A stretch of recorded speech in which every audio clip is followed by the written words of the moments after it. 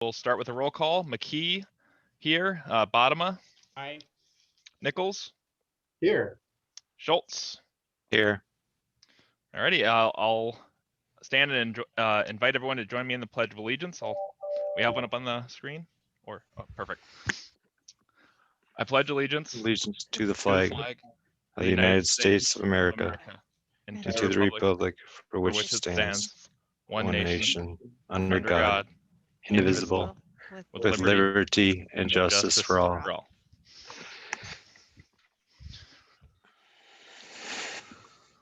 Alrighty. If Manoj is not going to participate, statute 186.34 gives his vote to the city council member with the longest tenure. So I feel I'll use both votes wisely and be a fun night for me. Thank you, Manoj. Alrighty. Agenda approval. Brad, do you have anything to add or take off? No, Mayor and Council, just the typical items on the agenda tonight. And just for those joining us, we do have a couple public comment periods. We have open forum, which is for items not on the agenda. And then we'll have public comment periods in front of unfinished business and planning business, but I have nothing to add or amend from staff. Sounds good. Anything from council? Nope. No. Perfect. Then I will entertain a motion to approve the agenda. So moved. Can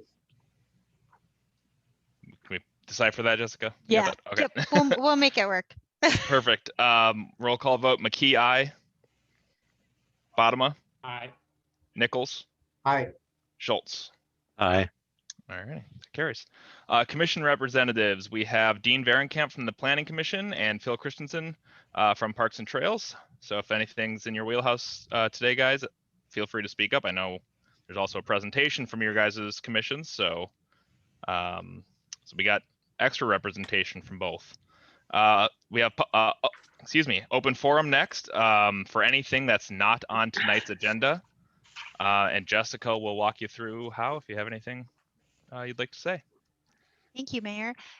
If you'd like to speak on open forum, you can press the *9 button if you're joining us via phone. Otherwise, if you're on a computer or a tablet, you can either click the participants button and raise your hand, or you can just use the raise your hand icon on a tablet.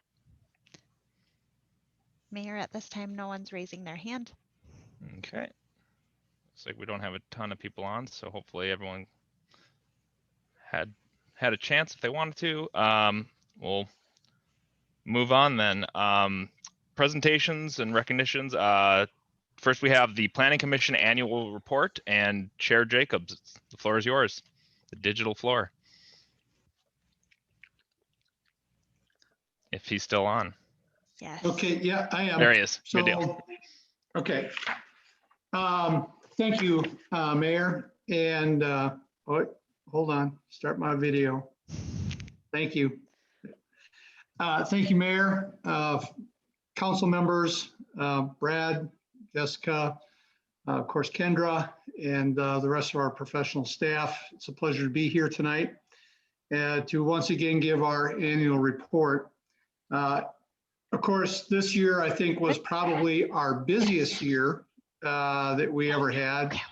And as far as you know, not only the amount of projects that were reviewed, but then the significance of each of those. So just in your packet, of course, Brad is kind enough to always provide a list, a tally of most of the things that we review over the course of the year. But there's a couple that stand out that I'll just mention. We did do our annual review and recommend approval of zoning map amendments for the 2040 comprehensive plan.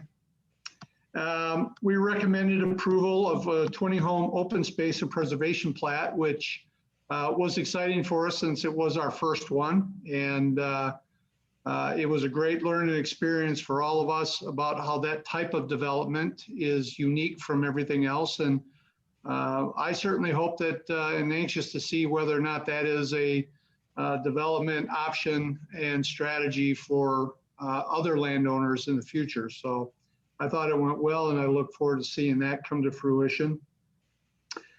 We also went through our second large Lennar review, site plan and whatnot for Tavara, which of course is also going to be starting here real soon. And we just approved, or we recommended approval of the first plat just last week.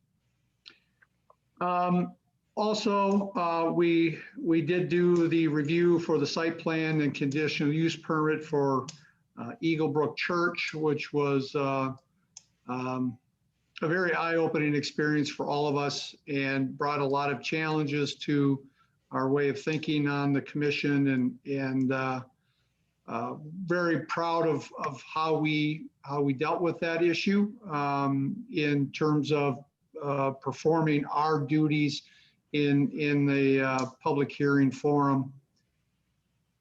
We also had Nelson International, which I believe to date is our largest commercial/industrial development since we've had sewer and water. And, you know, all of this, of course, happened in the year of the pandemic, which, of course, brings a lot of limitations to how we conduct our business. I was very proud of the process that we did. Can't thank Brad and his professional staff enough for how they enabled that process to take place. And of course, our planning professionals in being able to still convey the massive amounts of information that it takes to present and coordinate those reviews. But most importantly, I think when it comes to the business of the Planning Commission, it's the public hearings that are most important. And given the significance of the projects that we reviewed this year, I thought even with the COVID and the Zoom meeting format, I thought the public hearings were very accommodative, you know, could accommodate the largest number of participants. To my knowledge, I don't know of anybody that may have complained or thought that they did not get a fair shake at doing their comments. And that the discussion and question period of the commission was done with tremendous efficiency and clarity. I think that, you know, I can't speak for every member, but the process that we did by going through the lineup twice gave everybody ample opportunities to ask either the applicant or the staff to answer some questions and get some feedback as we went through our decision-making process. So I was very proud of the way we performed there, and who knows what the future is going to hold here if we get back to City Hall anytime soon. But at this point, we certainly, I think, have got this down to a pretty good point where we're conducting the city's business, at least from our perspective, in a good, thoughtful, and timely manner. 2021, the Planning Commission has set several priorities. Of course, process ordinance amendments as required by the 2040 Comprehensive Plan. We do want to continue our discussions and refinement of the PUD ordinance, which, as you all know, dominates the development taking place within our sewer and water utility area. We've added review section 1030.020, the accessory building structure uses and equipment, to consider maybe loosening up the agricultural use only provisions so that non-farmers of vacant land or non-farmer owners of vacant land would maybe have the option to develop some private storage that they could use on their land and actually get something that they can tangibly use that land for instead of just leasing it out to a farmer. We've also added review section 1040.020, subdivision 5, the accessory dwelling units. Of course, we just went through a hearing and a recommendation on a applicant for an accessory dwelling unit on their land. And through that process, I know that I raised a number of questions and concerns about how we are, what are some of the guidelines around that, and specifically to the size and the use after, say, the owner no longer lives there. If the building is sold, what about the likelihood that it will be leased out? And are we really creating a provision for people to build 2 houses on a lot without a lot of checks and balances for that dwelling? I think it's worth just noting. I know the commission did receive some information from George Gamak regarding accessory dwelling units, some historical perspective, and the need to maybe continue using that. And I think that if we are going to maybe see some of this, and of course our changing landscape always, I think maybe we ought to just review on some of the provisions of which we're allowing that, and then what might come at the end of that particular use. I also, it was part of that same application that came to me, and I've had some problems with the way the city defines floor area for buildings. And I know that I talked with Kendra about this, and there seems to be a historical changing of views about how we define this floor area. And when you look at our statutes and our ordinances, not our statutes, I'm sorry, we have a lack of definition using formal technology and application of that calculation of floor area for multiple different building types. And as we get more and more development, especially related to some commercial and development, I think it's important that we set a more defined definition of what is floor area, or being in the real estate consulting industry. There's, gross building area is a more common definition, net rentable area, terms that I'm sure most of you are fairly familiar with, but we don't have such definition terms within our own ordinances. So we'd like to maybe review that. And then all of these things, I think, oh, I'm sorry, I did forget one here.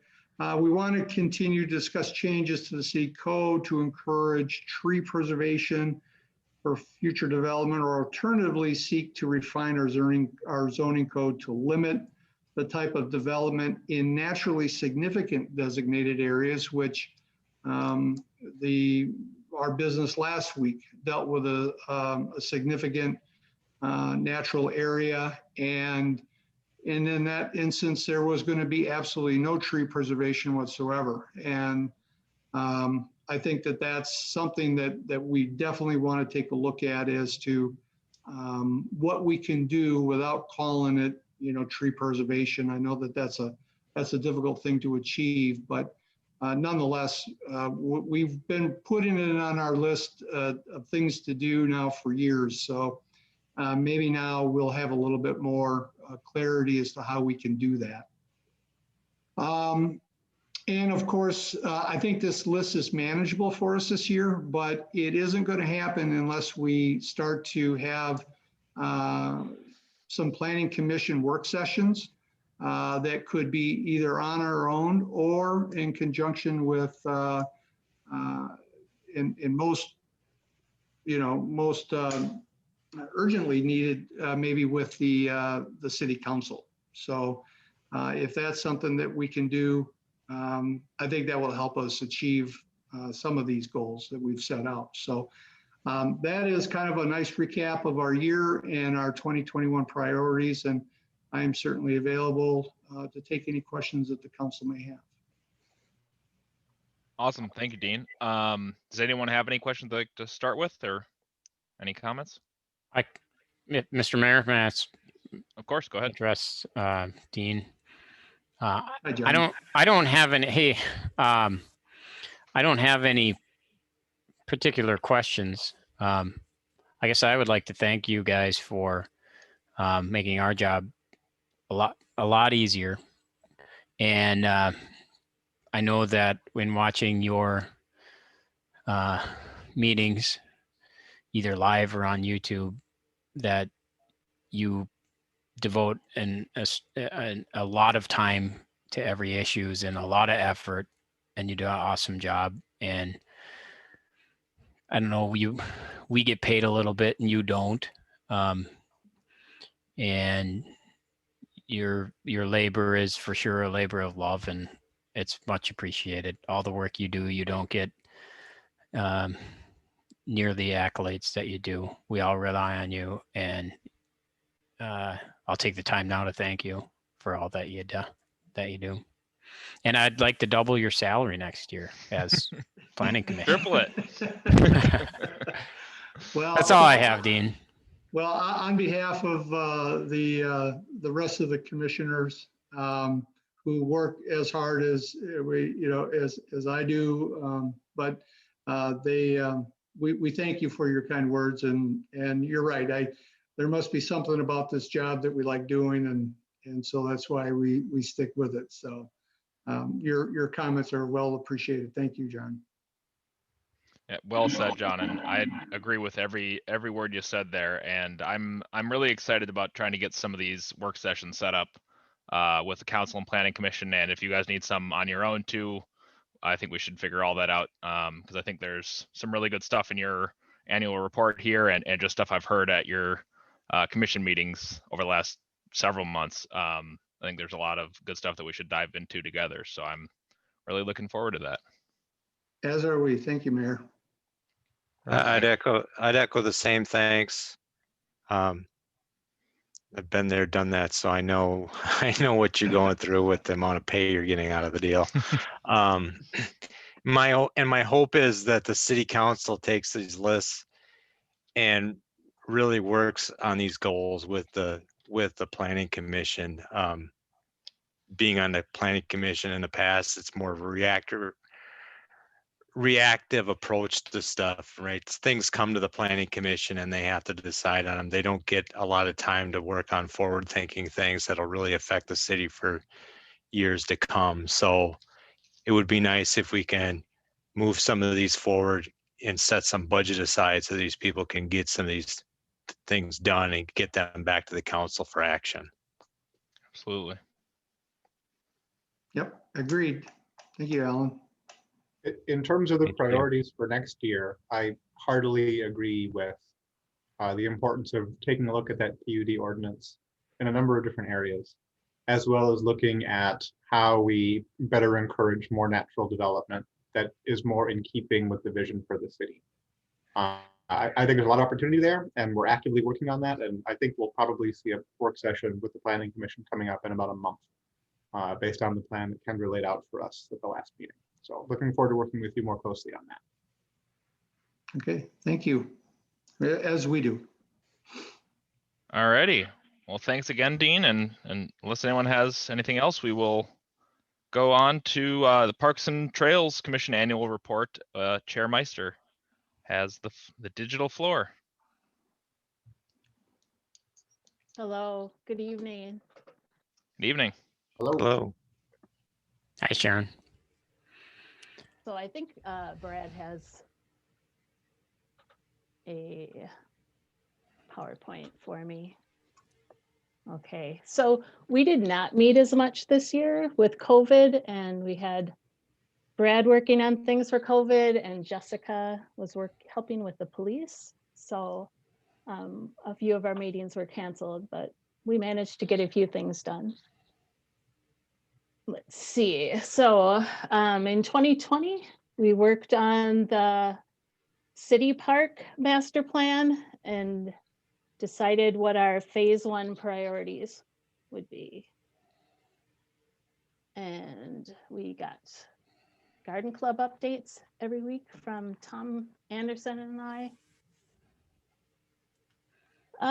We coordinated our tree giveaway, which was a little bit later last year because of COVID. And usually it's late April, early May, I think. And so that's coming up. We reviewed the fee schedule for the parks and also our budget. We reviewed a Hennepin County Youth Sports Grant that I believe Jessica worked on.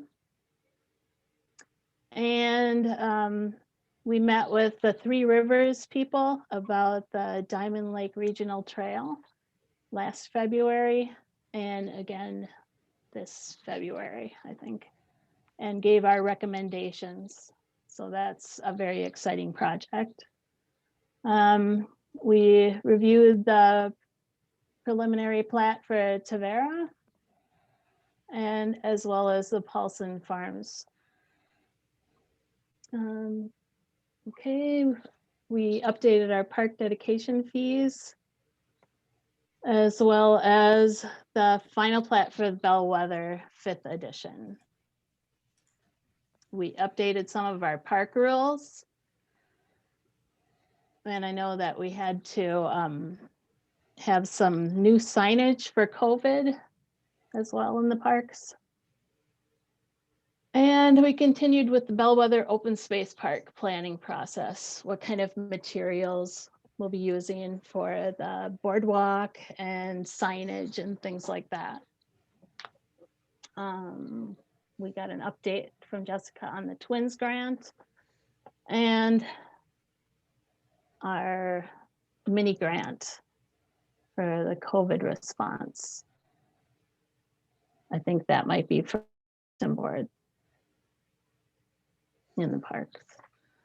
For 2021, we're gonna continue to work on the Diamond Lake Trail to make our recommendations and the Bellwether Open Space Park.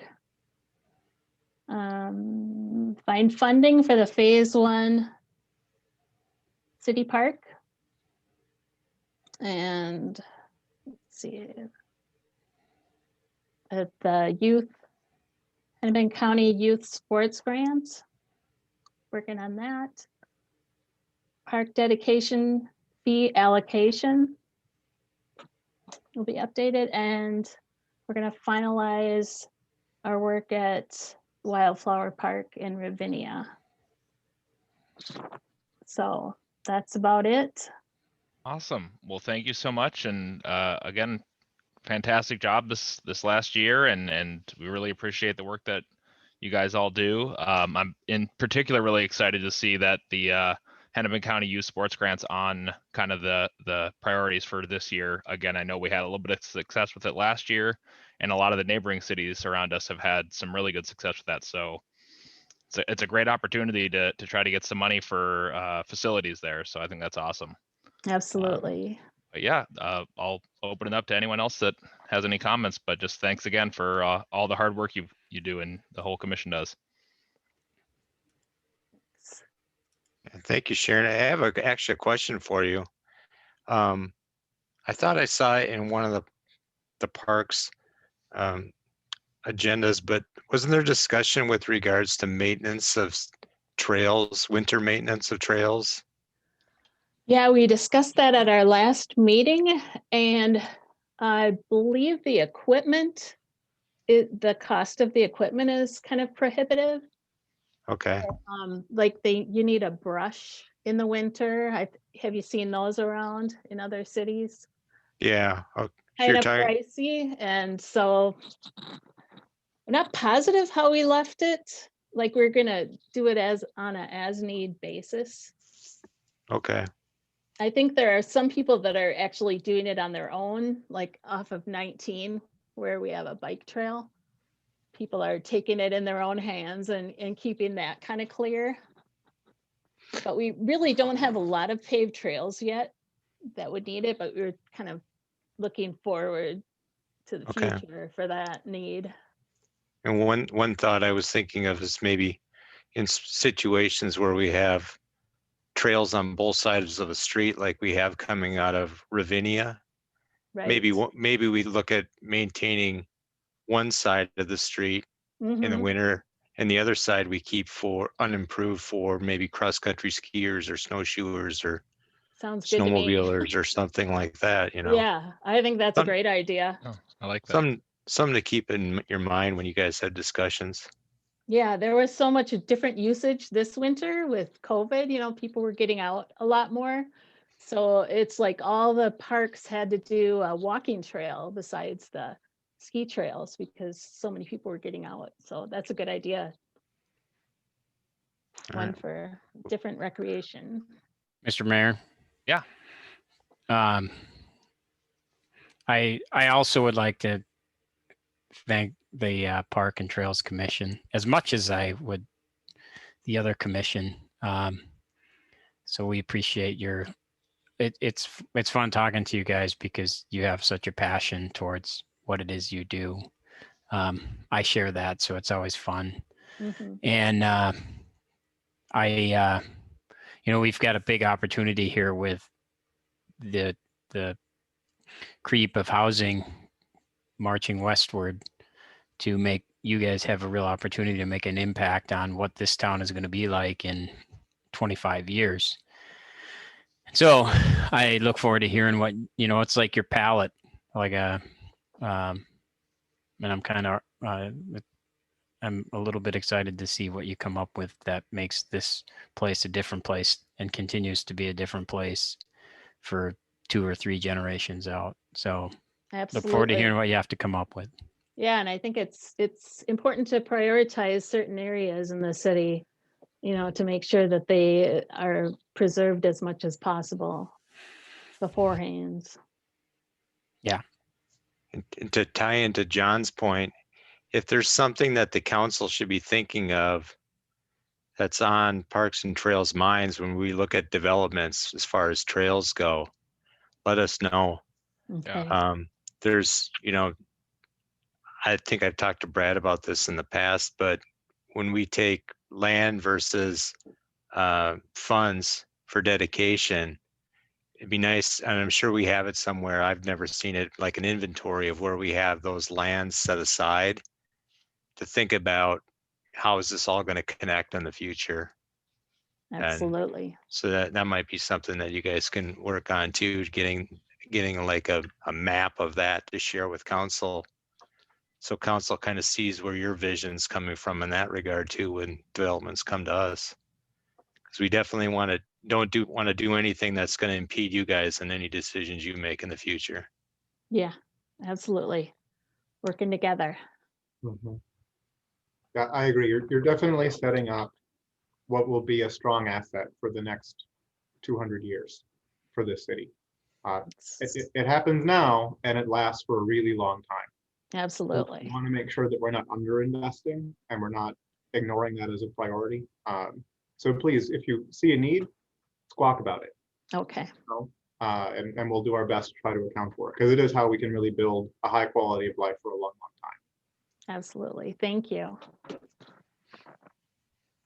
All righty. Is there anything else anyone wants to add? All right. Well, thank you again so much, and we really appreciate clearly all the work you guys do and all the work you put into this report. Okay. You're welcome. So we will move on to consent agenda. Does anyone want to pull anything first? Oops, and my screen is moving around. Give me 1 second here. Does anyone want to pull anything consisting of 7, A, B, and C? Mr. Mayor, I have a couple of minor corrections to the draft minutes. So I would pull Okay. 7, 8, please. Sounds good. Anything else, John or Alan? No. Okay, then I'll entertain a motion to approve consent agenda items B and C. So moved. Second. Roll call vote. McKee, aye. Bottoма, Aye. Nichols. Aye. Schultz. Aye. Alrighty, and you had A, right, Jeremy? That is correct. Minutes. All right, and go right ahead with your corrections. Okay, on page 6 of the minutes, about 2/3 of the way down the page, there's a reference to Public Safety Department will require access improvement of expansion from 25 feet driveway width to 26 feet. I believe I recall that being a 20-foot driveway currently to 26 rather than 25. And on page Thanks, 7, there's a reference to the number of trips to the units. I believe it was 20 trips per day, not per week, as it is currently drafted.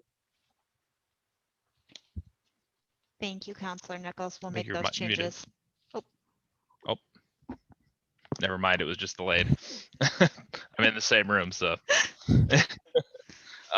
Okay, was there anything else? No, I think that's it. Perfect. Then with those changes, I'll entertain a motion to approve consent agenda A as amended, the draft minutes for the February 25th council meeting. So moved, Nichols. Second. Perfect. And we'll do a roll call vote. McKee, aye. Bottoma, Aye. Nichols, Aye. Schultz. Aye. Perfect. Alrighty. Planning business, we have none. So we'll move on to unfinished business, and we have a public comment opportunity.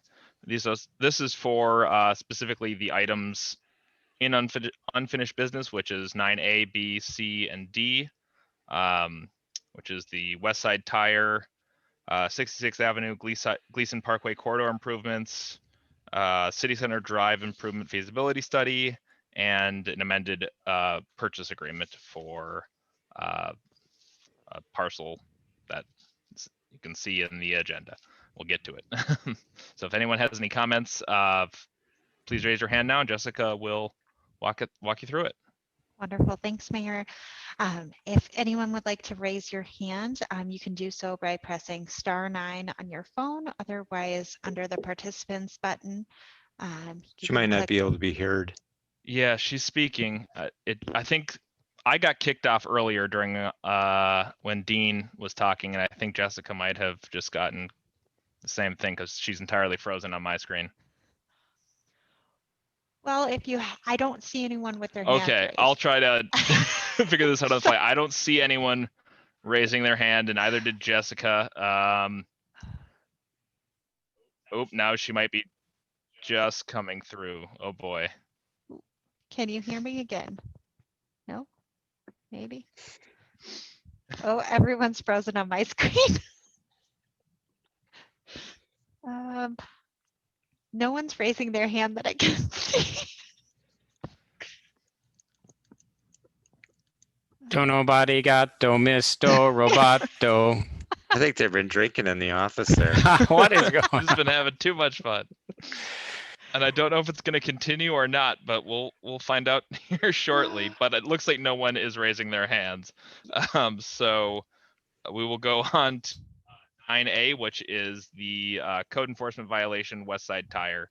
And I will hand that off to Kendra to present. Thank you, Mr. Mayor, Council. Hopefully the slide will work with the technical difficulties. I just had a couple slides with a little bit of background. Can I interrupt? I'm going to interrupt. Sorry. I want to make, Sean was worried that he wouldn't be able to be on if he'd know how to do the Zoom meeting. Can we make sure he's on somehow? Yeah. He was on earlier. I know. Okay. I saw him earlier. Seeing He's him the now. +1 and he's Oh, off there we go. it. Go ahead. I'm here, thank you. There he Okay. is. Sorry. Better safe than sorry.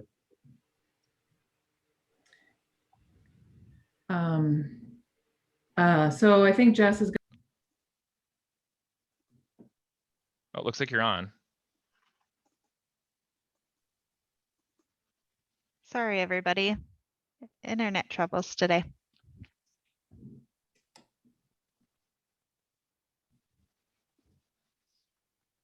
Kendra, can you see that? Yes, thank you. So the West Side Tire owns two pieces of property on 75th Avenue at 199.50 and 199.25. And the business operates out of that north lot, and they've been using the south lot for storage. And that's primarily what we're talking about tonight, as a way to use the south lot to solve the code enforcement violations on both the north and south lot. So if you go to the next slide, the property on the north is zoned C1, which is neighborhood commercial, and the property on the south is zoned light industrial. And I'm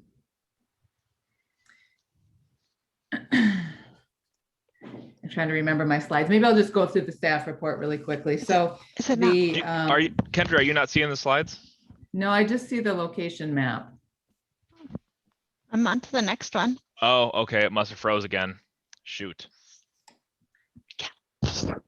Brad's gonna, we're gonna try. Give Brad just a minute. He's running back to, there he is. Oh, that was fast.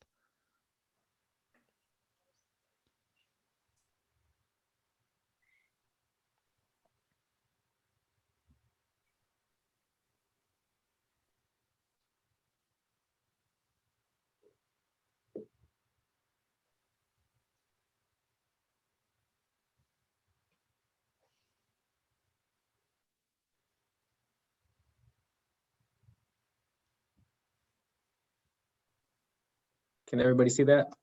It's on the Pledge. Pledge of Allegiance. Yeah, I'll just gotta advance it here. Okay. It's like, did it freeze on that one too? You gotta start over. There we go. Yes. So just a little bit of history. The north property, which is where the West Side Tire business operates, is zoned neighborhood commercial and had a series of approvals with the original construction and then a couple of additions starting in 1988, and was not allowed outside storage at the time. The south property is zoned I1 light industrial. Next slide. And this is a site plan of what our city files show as the different phases of the project approvals, including the most recent approval with the parking on that site that is now being used for storage.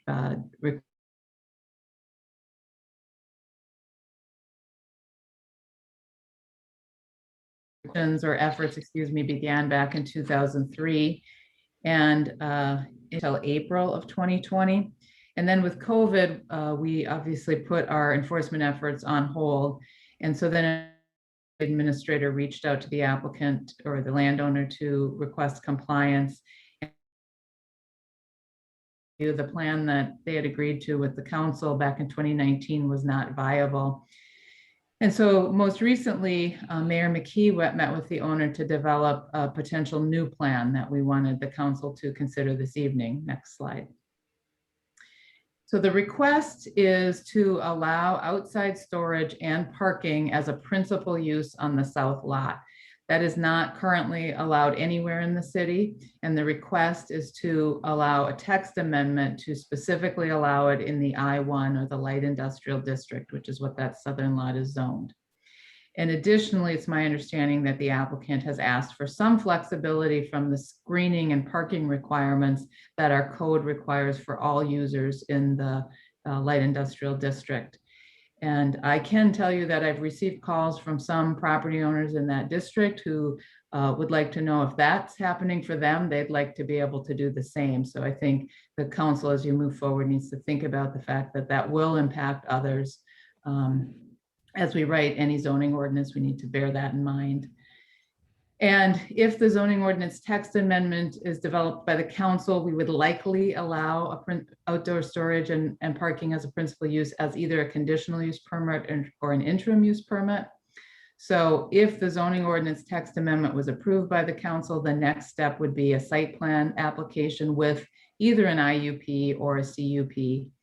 as approved by the text amendment. And certainly we would encourage the council to ensure that resolution of the existing code enforcement issues would be resolved as a result of any site plan approval that would allow approved uses on the south lot. Next slide.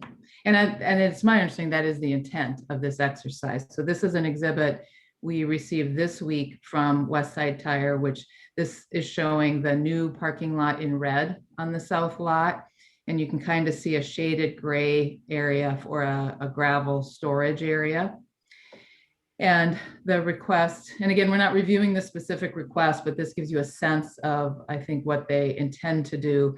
And the idea is to bring employee parking to the south lot so that, as I understand it, so that the north lot can be used for customer parking as originally intended, once all of that storage that's happening in violation of the code on the north lot gets moved into this outside storage area south of the new parking area.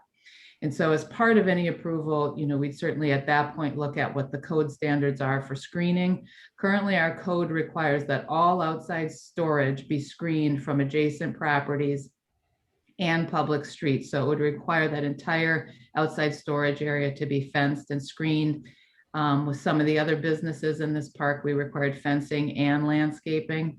So that would be something you'd look at with the site plan.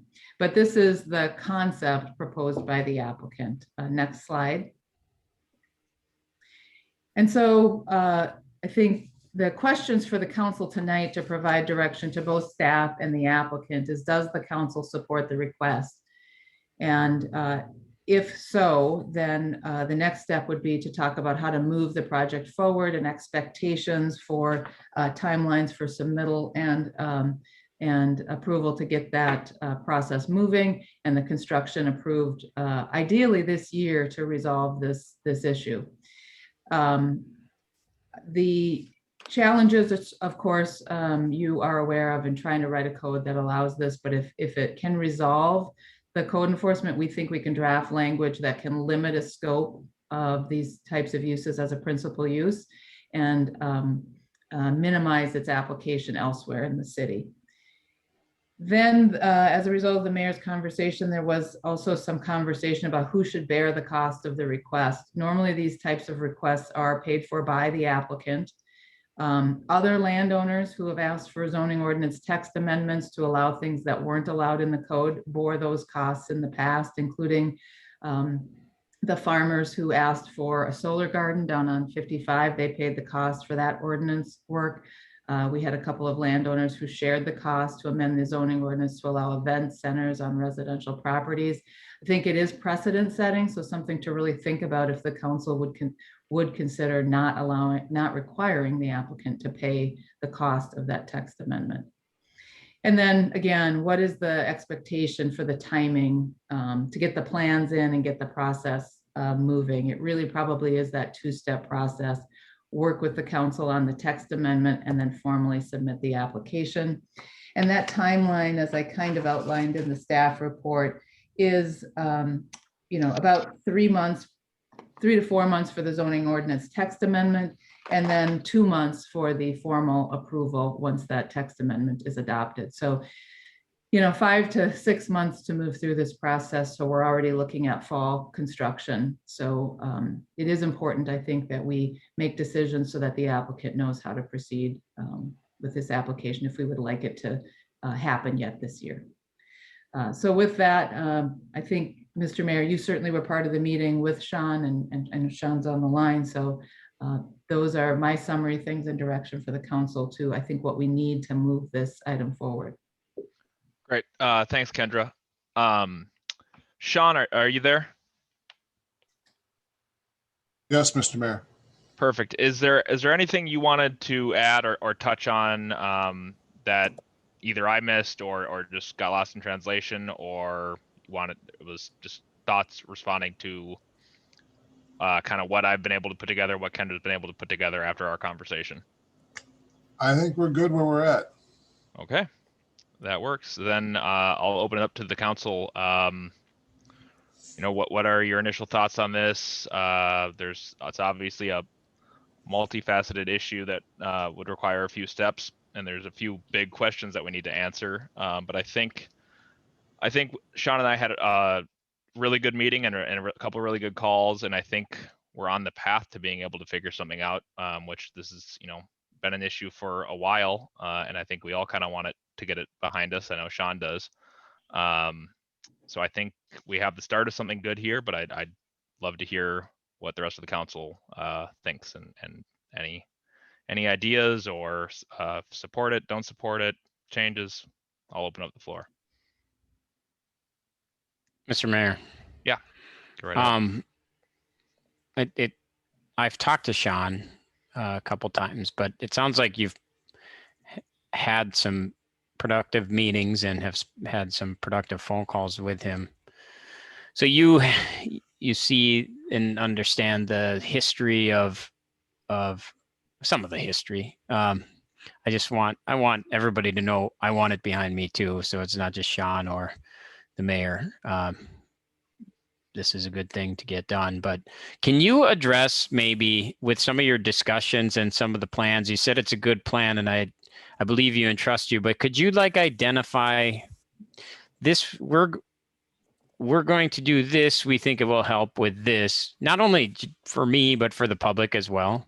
Yeah, absolutely. And Kendra, feel free to chime in if I maybe don't explain everything fully or the reasonings behind it. But I think the big thing that this does is it addresses the two biggest issues that the city has had with the code violations, with the outside storage on site, and with using, previously it was in the bottle shop. That's no longer an issue now on this site, having parking. And this is a path towards allowing both of those, cleaning up the north, the west site proper site, with all of the exterior storage that's currently there, and getting them in compliance in a way that we've been trying to figure some solution towards this for both the parking and the storage are the two big issues, and I think this is at least a path forward on that. So can I ask Sean a question? Of course. Sean, you'd mentioned to me you wanted an area for loading and unloading, and you'd prefer that to take place on the gravel. Is that the gravel to the south of the red or pink area? Or where would that unloading and loading take place that you're talking about? There's a green, it's supposed to look like a semi or a trailer, truck and trailer. Oh, okay. And then they would unload there, and then just to the right, it says temporary equipment storage area. That'll be facing the east side. They could unload and then back the dozer or the hydraulic on tracks there, and then they could back up to the loading, up to our shop to get work done. Because those things are so heavy, jacking them has a tendency, well, it bends the trailers. And so then the owner of the trailer is not very happy. The tires wear unevenly. There's a lot of problems. So they have to unload it when they're loaded. They have to unload their trailers. Otherwise, our jacks are more incapable of lifting it. It'll bend the trailers. And then, so there's these parking slots to the east. There's 1, 2, 3, 4, 5, 6, 7 that in theory, the semi truck could be blocking them. But you're saying those are for employees. So it's not as if that's where I currently park right now, is on that side. When I come into work, I park there. So if someone so that wouldn't be for customers? No. Okay. So you can see if there's a trailer, if you want to leave and then there's a trailer blocking you. Correct. Okay. I think I'm content for now. Cede the floor to someone else. Sounds good. Mr. Alan, Mayor? Yeah. Sure. So I support moving the parking to the south side of the road and having the fenced in storage and removing all the outside storage on the north side of the street. I think this property is really unique in that if this south lot was next to either the right or left of the north lot, we wouldn't be having these discussions because they just merged the properties into one. Right. and it would be, you know, storage. The problem is we're divided by a street. So I think we can be unique in how we write ordinance amendments. So it really ties specifically to a property like this. I mean, we've got history of writing ordinances specific to certain things, look like we did outside signage in a residential area in the mobile home district. So we've done certain things like that in the past. It's so we can definitely do it. I think this also alleviates some of the concerns people have raised about safety issues on the street when you've got people coming to their shop and they can't park on the north side of the road because that area is full of cars and whatnot. They end up, somebody ends up parking on the street, and then somebody tries driving down the street and they have limited visibility and whatnot. So by moving all their storage behind a fence on the south side of the road, freeing up customer parking on the north side of the road should alleviate those concerns that people have. A question for Sean. And we talked about this a little bit on the phone, but when I'm looking at this graph now, today was the first I kind of saw this.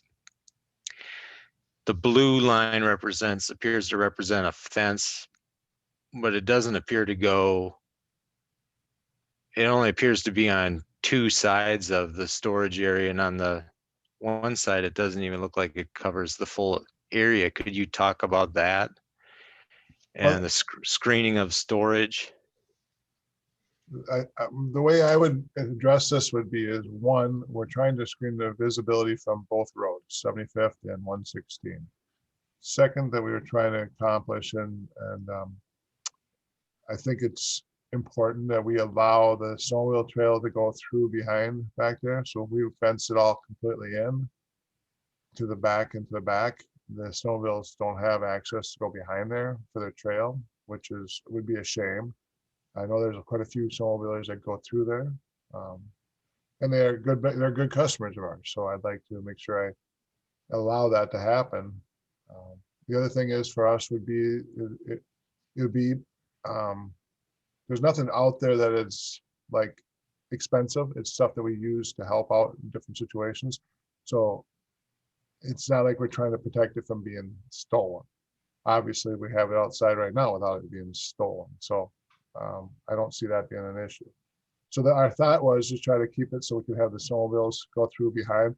So on the very south end of the property, they could still have the snowmobiles go through there. Otherwise, if you go to the west side, we would fence it all off and they couldn't get through.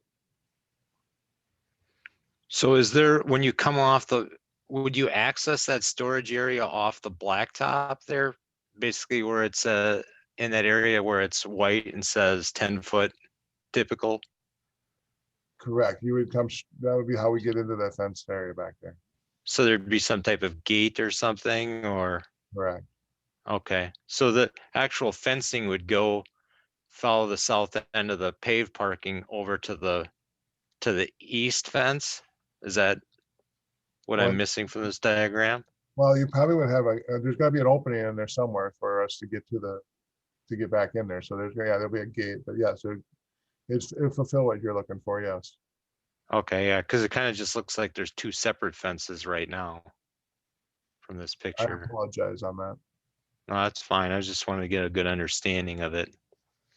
So, yeah, I mean, as long as it's screened from the roads and we can keep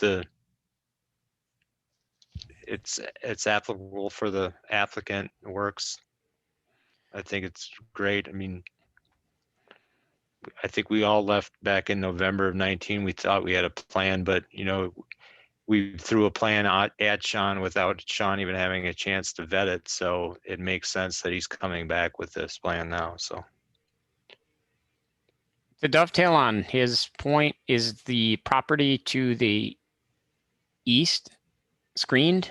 It looks like it. Is there a half a screen, or how does? Just want to. To the east, Yeah, the vacant strip between that and 116. yeah. Oh, okay. I see what you're saying. Would like in front of the proposed pave area. Yeah, yeah. The blue isn't blue there. Does that mean there's no? Sean, do you want to touch on that? I wasn't thinking that we needed to screen all the way up to the road, that's what you're talking about on the east side. No, I think what he's saying is what I just brought up, that it looks like there's two separate fences and nothing in that corner, but it sounded, I got the impression you were saying there would be a fence there. It just didn't show up on the sheet. Am I wrong? Yeah, so you're saying basically we're a parking lot, and there's, can't pull that up, 20, it says 20 foot. Yeah, right in front of the green truck is what you're saying. There's no fence there going over to the east. Yeah. There's gonna have to be a gate in there somewhere, so yes, we would have the two fences connecting. Gotcha. Or John, were you talking about in front of the paved area directly to the east of that? Directly to the, so we've got that 1, 2, 3, 4, 5, 6, that 7 stall area that lines up along the east, right next to the semi. Mhm. If you go east 27 feet to the property line, there appears to be no fence Right. from, So That is correct. That's the parking. I didn't know we needed to screen in the parking. and I don't think we do with a fence by code. Kendra, wouldn't there be, Parking- there's something about landscaping? Right, the code requires outside storage to be fully screened from public streets and all adjacent properties. And it requires parking areas to be screened with landscaping to a height of 3 feet from adjacent properties and public streets. okay, so we would want something there. I think architecturally, I'm out of my lane by a million miles, but I would think you could make it with trees and rocks that look nicer than a fence. But that's what, and that would be part of whatever they come up with for a plan, I would suspect. Right. So from the length of basically where the fence ends and the parking lot starts to, I guess, to about that potential unloading area, or Yeah, something just like up the that, road, yeah. yeah. Do you have a Um, cursor that you could put over the cursor and kind of show what you're talking about? Can you see my cursor at all? Yeah, Yeah.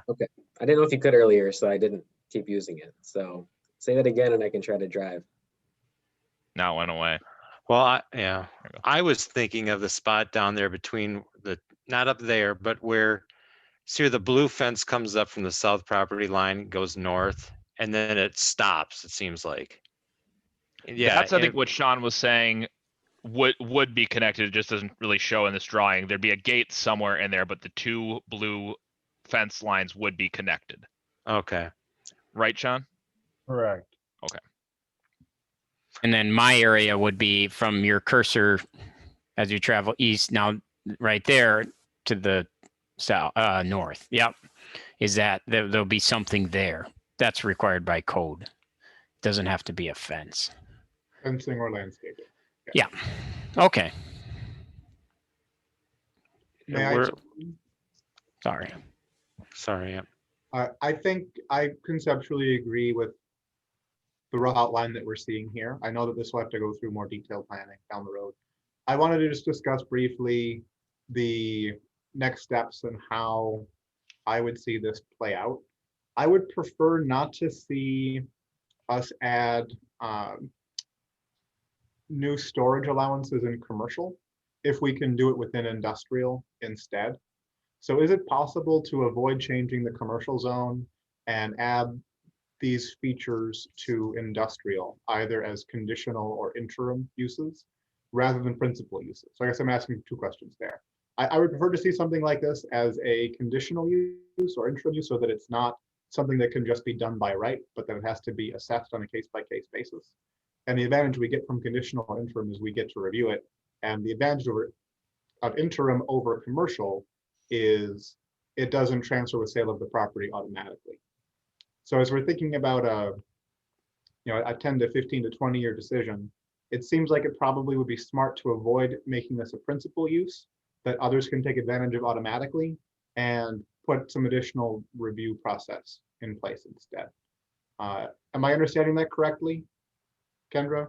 Well, what we have permitted uses and conditional uses, and principal use simply means that that's the primary use of the site. And normally we only allow outside storage or parking as an accessory use, accessory to another use, a building or a business. Okay. But so this would be, as I was suggesting, it should be exactly as you said, an interim use permit or a conditional use permit. Okay. So you have a review, and that this property that we're talking about is zoned light industrial. And so if you amended that, it would just affect the light industrial property.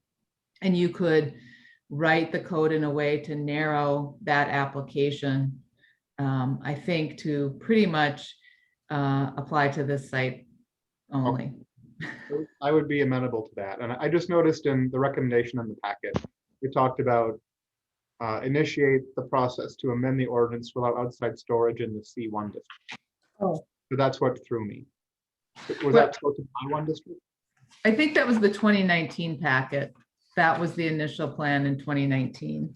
Okay, Yeah. Which I attached. all right. Sorry So- for the confusion. So I just want clarification, maybe Brad or John Thames would probably be maybe the person, but if you allow a conditional use permit and somebody comes to you with the same thing or the equivalent thereof, because you set precedent and everyone under the law has to be treated the same. If somebody comes with the same thing, whether it's a automatic approved use or a conditional use permit, if you have a conditional use permit in this situation, doesn't it almost by default be an allowed use? Because we couldn't just say to somebody else, well, we let the last person do it, but we're not going to let you use it. Sorry. Can you be so? Once you set a precedence for something, there would have to be a significant difference in allowing the next person to use it. Is that right or is that wrong? I'll try here, Mayor and Council, and Kendra probably can answer this better than I, but a conditional use permit is permitted as long as you meet those conditions. So it starts with it's a permitted use as with these extra conditions that require a different review. So there's that barrier. Now, as Kendra was getting to, where if you wrote, this can only apply if you own the adjacent property as well, for example, that would certainly, potentially limit this being duplicated throughout the city. Kendra, what would you add to that? The only thing I would add, I think that's absolutely right. The only thing I would add is that you are right that a conditional use permit and interim use permit are different. A conditional use permit runs with the land. So if you said outside storage and parking is a conditional use, once it's there, you'll never get rid of it because anybody could come in there and you could not distinguish. The difference is an IUP or an interim use permit has a sunset clause. So that could be issued to West Side Tire for this use and ceases to be allowed to operate if West Side Tire at 19925 75th ceases to operate, or if either of the parcels are sold or different triggers. So I think legally there's some difference there. And I would say in terms of precedent, you're right that there is precedent set when you make decisions as a council. However, every CUP is different and should be evaluated on its individual merits.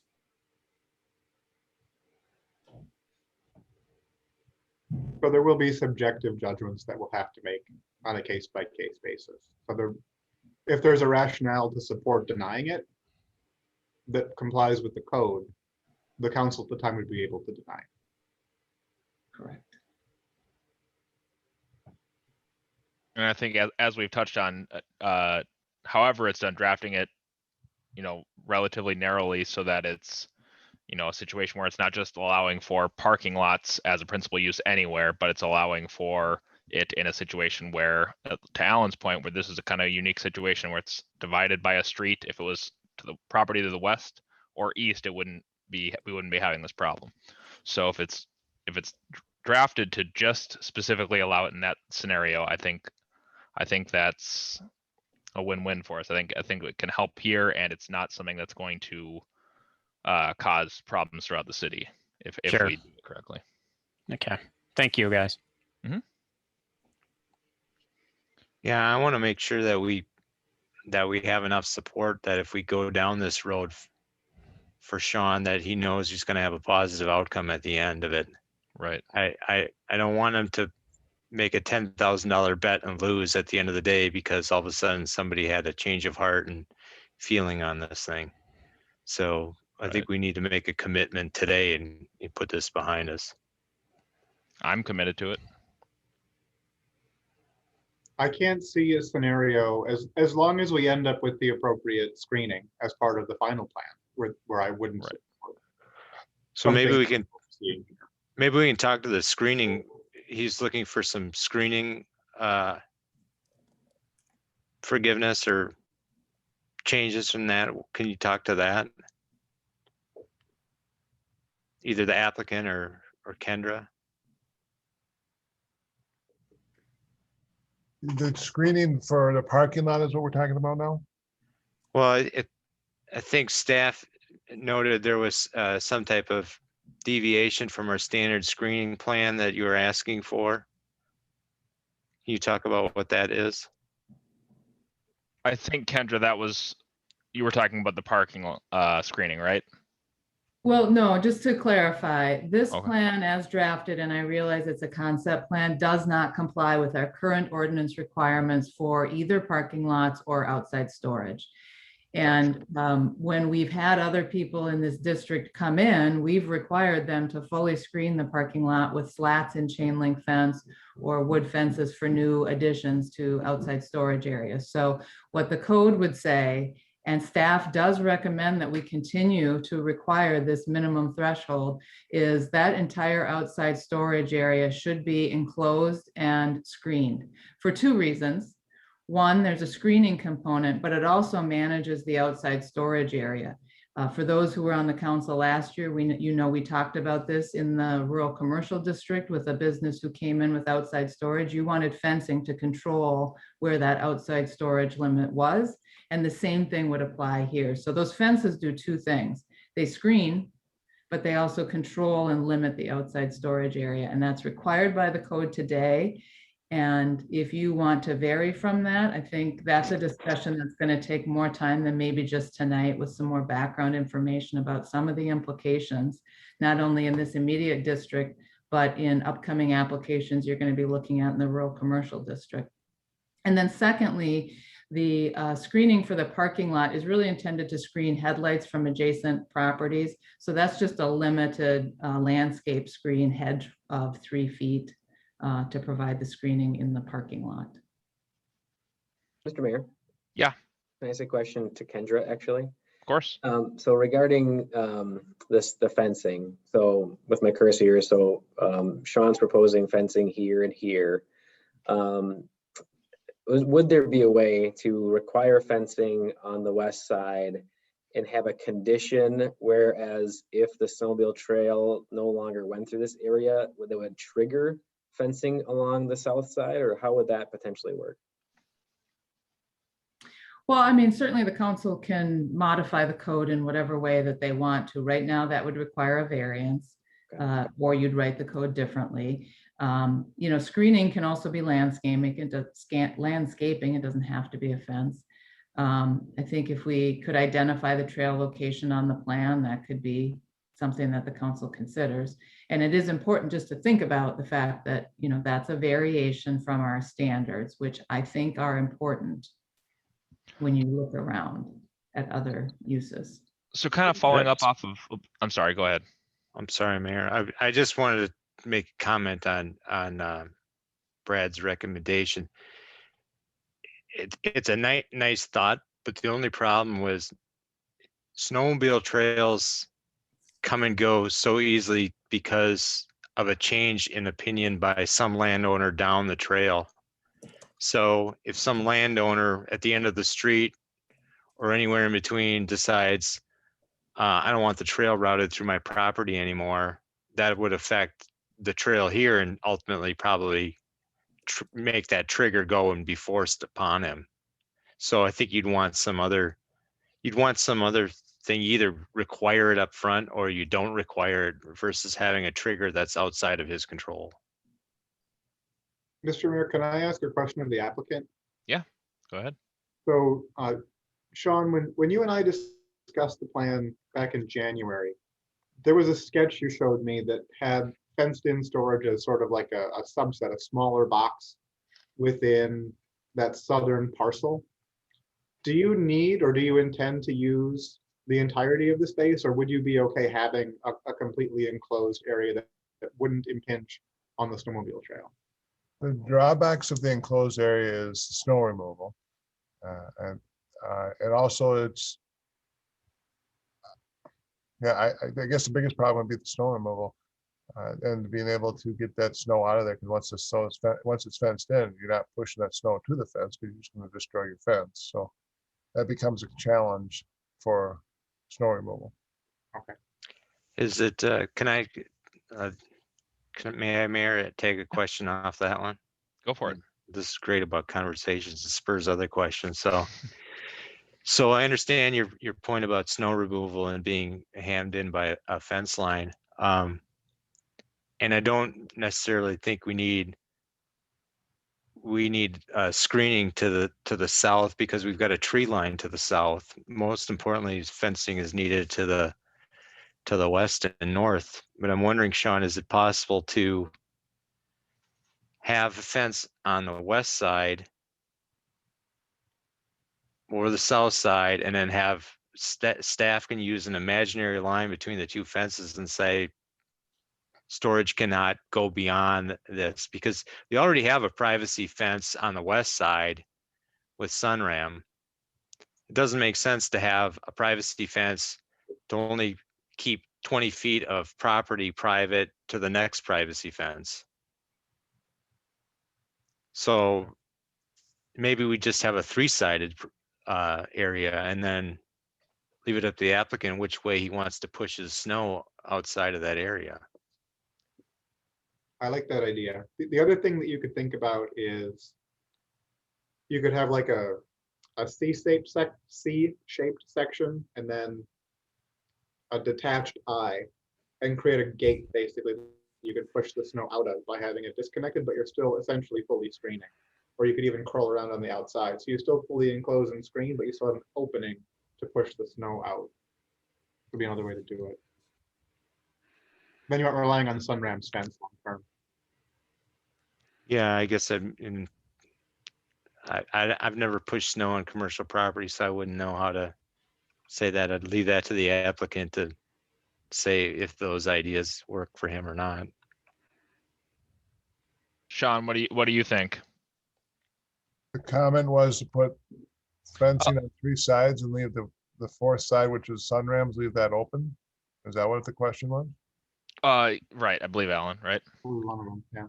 Yeah, I mean, I think your comment, Sean, was that you didn't want to be fenced in so you could push the snow beyond the storage area and not lose storage space because of snow you can't remove from that area. Well, that would fulfill the requirements as far as screening, I guess. We'd have a screening facing the north, we'd have screening facing the east. And then we have the tree line on the south, but if you want me to put a screen across the south, and then I don't need to put a screen on the west side where Sunram's fences, I can keep that open, and then that still allows the snowmobiles to go through there. Is that what you're talking? Well, I'm just saying that gives you an out to push snow beyond your storage area, and effectively it creates an imaginary line between two fence corners that the city can come back and say, hey, you've now pushed storage beyond those two fences. You got to move it back. It Or gives us essentially a square to say this is the area approved for outside storage. Right. Okay, so three-sided, and the Sunram side, I would not put a fence on, keep that open so I can push snow out. Yeah. That's acceptable. Okay. Because yeah, I think that would meet. I mean, it certainly meet the screening to the both roads, which is the big thing, and to Alan's point, there already is a privacy fence. I believe it was Alan. The privacy fence 20 feet away from there. So it really wouldn't make sense to have the two back to back just for the sake of having it. So yeah, I think that would work out well if we could get it on the three sides there and then define the outside storage area as in between those Three sides, the fence lines. Yeah. that works. That also helps the snowmobiles get through there then. That's good. Perfect. And it may not even be more fencing than you already have on your plan, depending on how big that space ends up being. So I'm trying to think of what's the next thing that we haven't discussed here as part of this plan. The loading, unloading area. Did we touch on that? There where the green truck is. Correct. And so I know when you and I talked about it, and this might have just been how I kind of interpreted what we were saying and drew it, but I was thinking kind of on the other side, thinking that trucks would be backing in from kind of going into your main lot, backing in and unloading. Yeah, when we looked at the lot, when this truck pulls in, it backs straight up to the doors and right where that truck pulls in, it's a much straighter shot for them to drive back in. Otherwise, they're gonna have to kind of get around that mole, Gotcha. there. Okay. This is the easiest for the truckers. Unfortunately, a lot of them are unable to back up. They can drive forward, but they're unable to back up very well. Gotcha. Okay. So I guess I'll open up to the council what your thoughts are on trying to find a solution that maybe some of that stays gravel for an unloading zone, loading and unloading zone for the trucks. You know, my understanding is that would be not allowed by code currently. So we'd have to come up with another solution there, but I think one of the things, I think every single one of us has, and Manoj too, has said that some of the restrictions or some of the code that, you know, there are several businesses back there that want or aren't, then maybe they will do impervious driveways later, and their customers don't care about whether it's a asphalt or concrete driveway. I think that this is just another one of those circumstances where I don't know if I would get too bent out of shape if that loading area was rocks or gravel or whatever. I might suggest that we consider the interim, if we're going to allow parking as an interim use, maybe we also allow gravel parking as a separately listed interim use to give that same opportunity for review and to accommodate, when it makes sense, requests like this one. Yeah, I don't think he's looking for gravel parking though, right? He's just looking for a loading and unloading zone. And it's good to have an image in front of you, because I couldn't figure out how he was doing it, and I see what he's doing here. My only question is so we have a turn off of public street, part of it's paved and part of it's gravel, and they're going to be backing trucks from gravel across the asphalt, the city asphalt, and then back into theirs. I just want to make sure that we address that. I don't know how that sits from a city standpoint with our ordinances, either having a drive that's partially gravel. Is that something we got to think about now? Because I don't want it to come up and down the road as a roadblock. Mr. Mayor, if I could. Go ahead. We got this application this week, and the staff report did not include an analysis of this. I don't think we're prepared to fully go through all of the things in this that are a variance from our code, but I will highlight a few, because maybe you want to think about it and talk about it. The code requires a 50-foot front yard setback for parking. This looks like it's probably at about 5. So everything would need to slide back under the code requirement. The code limits curb cuts to, I believe it's 32 feet in the commercial districts. You had this as part of the Nelson application. They are a semi-tractor dealer, have semis in and out every day, and they wanted a larger curb cut, and you said, no, you can have a temporary curb cut that's larger because the public street's not there. And when it's a public street, you need to shrink it down. So we would not allow, under our current code, a gravel driveway, and we would not allow a driveway that's 72 feet wide onto our public street. Our curb cuts are limited. With Rocks and Blocks next door, we noted that there is a 10-foot setback from the side lot line for outside storage. So we pull that back from the lot line. Right now it's showing right on the lot line. They needed to pull it back to comply, and we would say the same should apply here. So there are some site plan things that we just weren't prepared to get into tonight. We didn't get the site plan before the staff report was written, so we couldn't summarize that.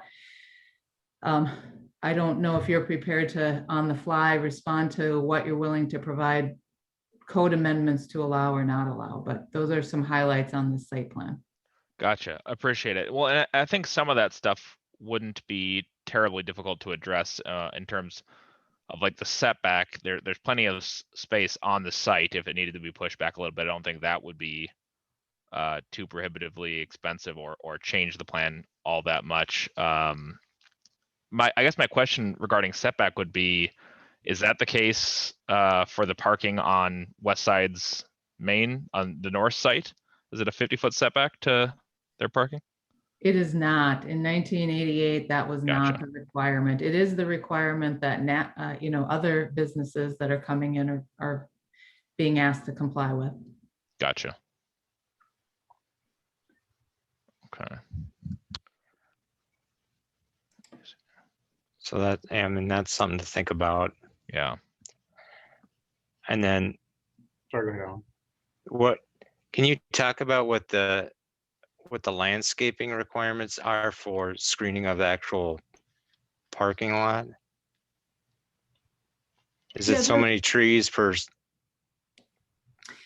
Our landscape ordinance is based on the size of the building. Typically, we say X number of trees per 1,000 square feet of building or a perimeter of the lot. We don't allow these types of non-building uses, so we don't really have a landscape requirement for the use. For the parking, it simply says screen the parking up to a height of 3 feet. So that would be, as you look around the site, it's not every so many feet, but you just need to provide enough landscaping to screen those parking areas. So is that similar what goes on with parking in commercial? So I think of like Litgau Automotive, they have a parking lot where their customers come pull into. They need to provide screening around their parking lot to the street as well. Well, that was an existing building with existing parking, so that was a non-conformity, so they weren't required to add that, but where they added the outside staging area in the back, they fenced that, and then we're required to provide landscaping on the areas where they didn't have the fence. They were required to fence or landscape that storage area because that was new.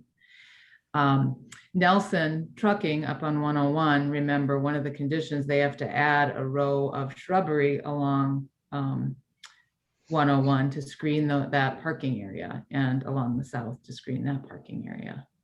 So let me ask you this. Could they potentially, and this comes out of no discussion I've had with Sean or anybody else, but could they potentially move the paved parking within the fence and extend the fence so they didn't have to put landscaping up, and they'd use the slotted fence as their? Yeah. They could. And I think, as they look at it, This is a lot of parking. There should be, if all the stuff is moved off west side, there should be 20 to 30 parking spaces now available on the north side. So maybe the parking lot shrinks a little too as they look at the plan and as a whole. And I know I talked to Sean briefly about that too, about the number of spots on the main west side lot. And it is, I think, the number of usable spots will be less than maybe what the old plans show, given just how they access the building there with some of their. Sean, do you want to touch on that? I know you and I talked about this just the other day. But the number of spots that would actually be on the west side north lot. The amount of deliveries that come into the loading dock door, as I said before, the drivers can drive forward, but they're not so good at driving backwards. There's a substantial number of deliveries that come in, so we've already had our own vehicles get hit by the delivery guys. We're gonna have to make sure we keep it as open as possible for them. A lot of times we actually just jump in the truck and back it in for them because they just can't do it. So that's kind of a concern, is we have to make sure that they have the space to do that. And it's tight now, I get that. But it's the hitting tires is one thing, but hitting cars is another thing. Gotcha. But yeah, Alan, I think your idea there of the extending the fencing maybe over some of that lot is a good idea. And maybe if it can be reworked a little bit, that could be done without having to add all that much fencing. Well, I just kind of brought it up as an option, and I don't even know. There's no thought behind it other than, to me, it doesn't make sense to put a few trees to screen lights to a vacant property. I understand our codes, but you've got a vacant property to the east and you've got a commercial property to the west that's got a privacy fence on it. So who are you screening the lights from? Well, You know what I mean? we're assuming that property to the east stays vacant forever. I mean, we have to assume something's going to go there someday, right? Yeah, no, I agree. But you could spend just as much as landscaping as you could on the extra 50 feet of fencing too. Oh yeah, I don't care which one. Yeah, I don't care either. So We just got to think about all the properties around it. I think we're all amendable to this, including me. Seems like we're getting someplace here. We just got to make sure that some of the things that what the code is intended for is lessen the impact of something like outside storage on the neighbors. And we just got to make sure that does that. Yep. Mr. Mayor, may I make a suggestion? Yeah, go ahead. The purpose of this was to make sure that we had positive input or positive feelings of this project. In the past, this was a no, and it was recommended we put the screen and fencing behind the building. And with VAA doing all the engineering and stuff like that and everything else, it didn't work out. I guess tonight, to speed this process up, can I just get a positive reassurance that this is a go-ahead option? It's not going to be like, okay, well, no, we got to figure something else. Then we don't waste any more of you guys' time. Then we work with Ms. Lindahl and Mr. Martins and said, hey, this is what we're going to do. I'll work with the VAA. I'll have them all work this, and we get a better proposal. So you guys are not trying to put this all together and try to, like when Mr. Lindahl said, you're just not prepared to deal with this tonight. And I understand that. I appreciate that. I'm just trying to get that we have a positive result there that you guys are saying, yes, you can go ahead with this idea. Yeah.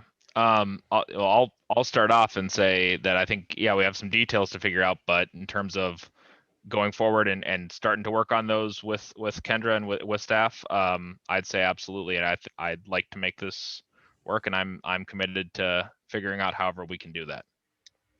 With whatever details we need to figure out, I'm 100% on board to do so. Can I get the council's read on one more thing that might be helpful for this application? Sure. How do we collectively feel? I think the curb is as wide as it is. The curb cut is as wide as it is, in part because we're trying to accommodate both the bituminous and the gravel area. How do we feel about gravel parking as an interim use in the industrial area? I know other owners in this area have expressed interest in wanting to keep a gravel option. I would be interested in understanding if that's something we could consider on a more systemic basis. Well, I think gravel in front of your building, between your building and your street, or between your primary use, I'm going to call the storage the primary use, is probably a lot different than having gravel behind your facility. You know, if anybody wants to put gravel behind their facility, do whatever they want. I could care less. And I don't know why anybody else would care. It's out of sight, out of mind. I understand the need for the unloading, and I fully support that. I have no problem with that. But in terms of the question of if gravel parking was done as it's currently being done, say at Protec, does the city have an interest in not allowing that in the industrial zone?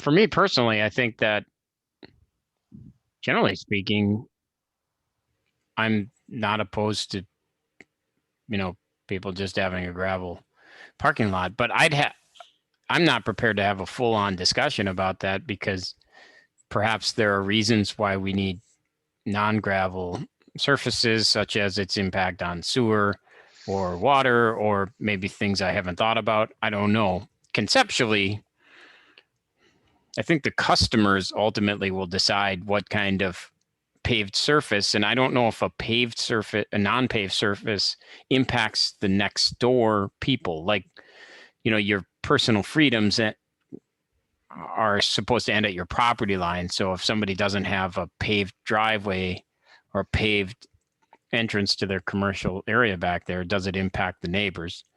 Those are the questions I'd have to sort through when it comes to paved driveways. I don't know how it became such a thing, but I'm open to that, but I don't know where odds are pretty good I'd be fine with it.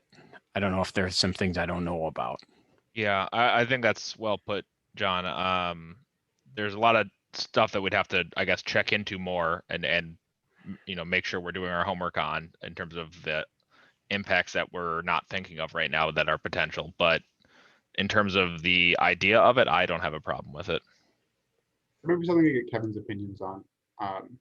Just because I know it would probably help Sean in this instance, and I know that there are other industrial area businesses that would potentially benefit if we can do it. I don't anticipate us moving ahead if there would be negative impacts to other sites. I agree with that as a strong reason not to do it.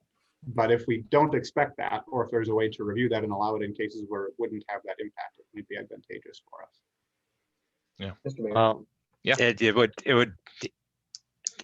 to me, it's just, you're going to have some type of impact. I can tell you, I have a neighbor that moved a house into my neighborhood who didn't have a paved driveway for almost a year, and everybody in the neighborhood got the joy of washing their car, because every time they drove out of their driveway after it rained, all that dirt went back on our street and then into everybody else's house. So I think you got to be really careful when you're talking about having paved parking lot or non-paved parking lots as a primary parking lot for a business in the city. Here's a little bit different, because it's in a fenced in storage area that nobody's going to access other than the building owner. Right. So, Mr. sorry, John, go ahead. I would just say that I think, to the specific question of whether we have sufficient or insufficient thoughts or ideas, I think we're trying to save Sean from running into giant speed bumps. So Yeah. like Alan suggested, is a great point. Let's just see if to get a real good idea of whether this is a fruitful exercise for Sean. I think one other thing, so I'm totally fine with it. I like the direction we're going. Hopefully it doesn't deviate too far from the plan and the concepts we're talking about. I think one of the things that when I first got on council, there was an issue of wideness of the opening. Like when you travel down a street, there's a reason why the driveways aren't 100 or 100 feet across, because if you're driving that street, you need to have an idea of where people might come out into the street. Otherwise, they'll come from everywhere, and it can really ruin someone's day if all of a sudden someone comes from a parking lot that with an entrance that's super wide, and they're all of a sudden in front of the street. I think that's why we constrict that. And I don't know whether I would object to this or not. I'd have to hear from the engineers about having that wide of a driveway, if it potentially could impact.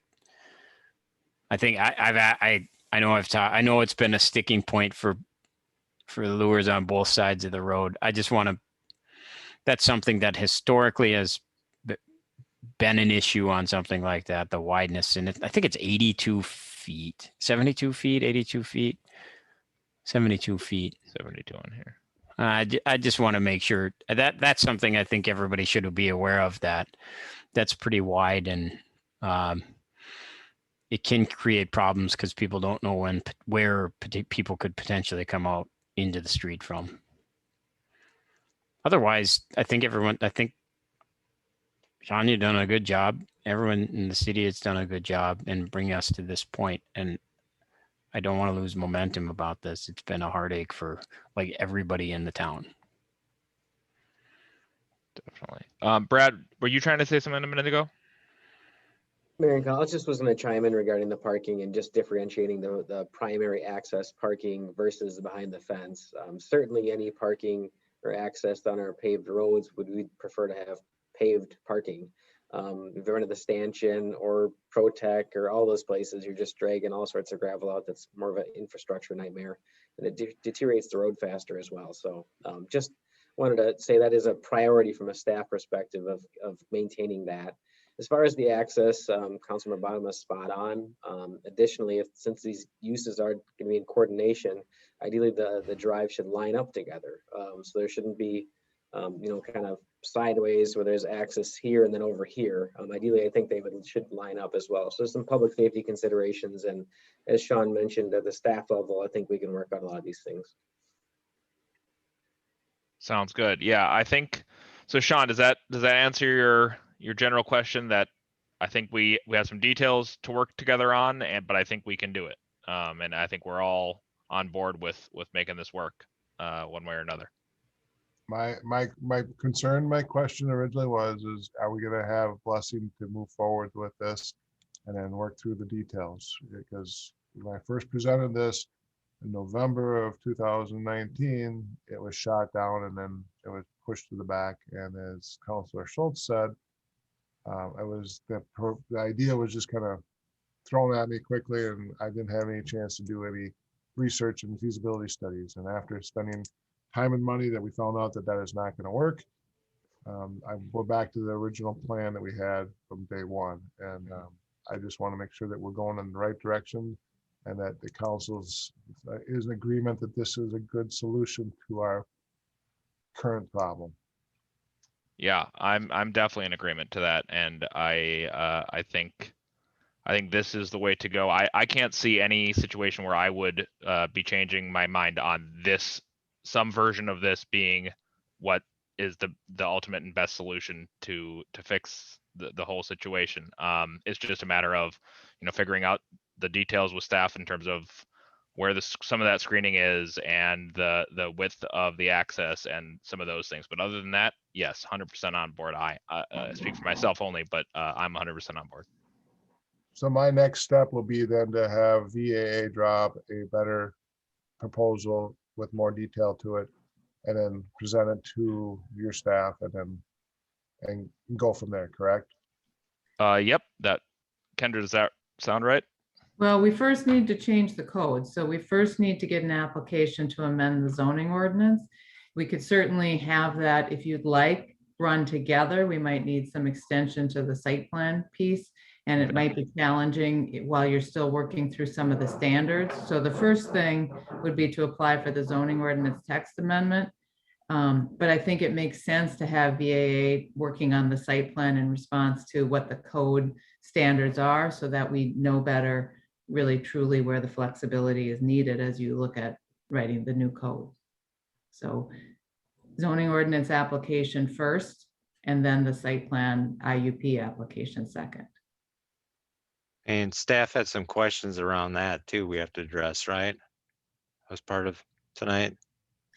Yeah, the mayor's conversation with Sean, I think there was some conversation about how the zoning ordinance amendment is who the applicant is and who pays for that.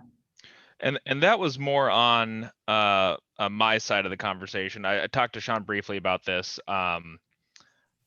In terms of just the estimated cost, I just want to see if there's opportunities that we can, if some of the stuff we're looking at as a city, and there's we're going through other ordinance updates and amendments, are there some things that we can combine to just be more efficient with it and maybe bring that cost down a little bit? Sean's been very clear with me. He's not looking for a handout, doesn't want a handout. That's never been his intention. But are there opportunities that we can just try to minimize some of that cost for everyone? And I'd like to try to find that if that's possible. Yeah, and I think some of that'll come to just making sure all parties have clear understanding of what's needed, so we can limit the amount of staff time, limit the amount of time that Sean's working on this, and push it forward quickly. Right. In terms of staff costs, is that coming primarily from research behind the scenes? Is it coming from coordinating public hearings? To what extent can you take advantage of things that we'll be doing in other ordinance amendments to carry some of that cost? Well, Mr. Mayor, council members, so far the direction to staff has been to focus on residential ordinance amendments, and we're going to talk about that on the 25th. So it's hard for me to envision, from what I've heard so far with my council member interviews, that this wraps up into that, but we work at council's direction. So if that changes on the 25th a little bit, maybe there's a different priority that you want to work on, but really this has nothing to do with our residential district standards that I can see. I guess that circles back to my question, where does the time go? Is this all in research and drafting the text of the ordinance, and that's where the cost comes from? Does the cost come from administering things that we're doing anyway as part of residential changes? How does that work together? Yeah, what I mentioned in the staff report, I think, was part of it is the time to prepare for a council work session about what do you want to do, and sort of prioritizing it, identifying issues so that you can identify what you want to do. And then there is a little bit of research involved, and then drafting the ordinance, and then the public hearing at the Planning Commission and the council action. Okay. So would the public hearing cost, if we do can we do public hearing on the residential and industrial codes at the same time? Or do those need to be separate?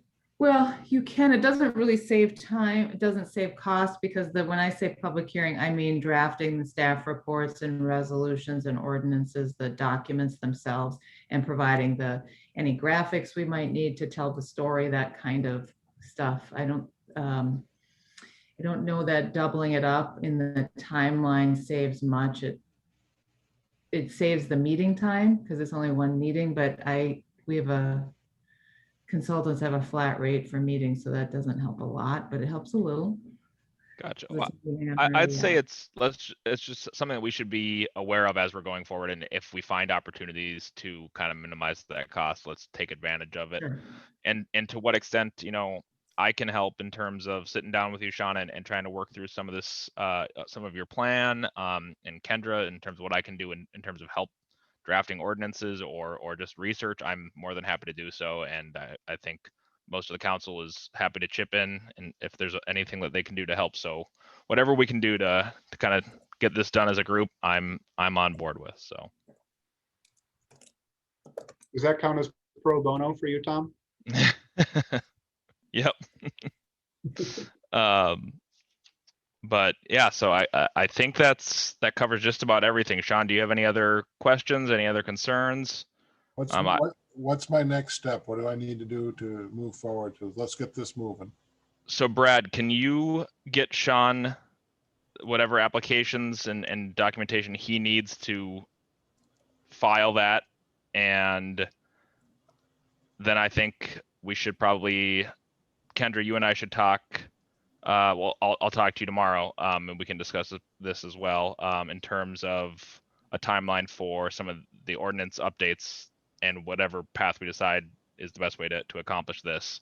And I can maybe touch base with Sean next week and try to get a idea of what the exact next steps are for him.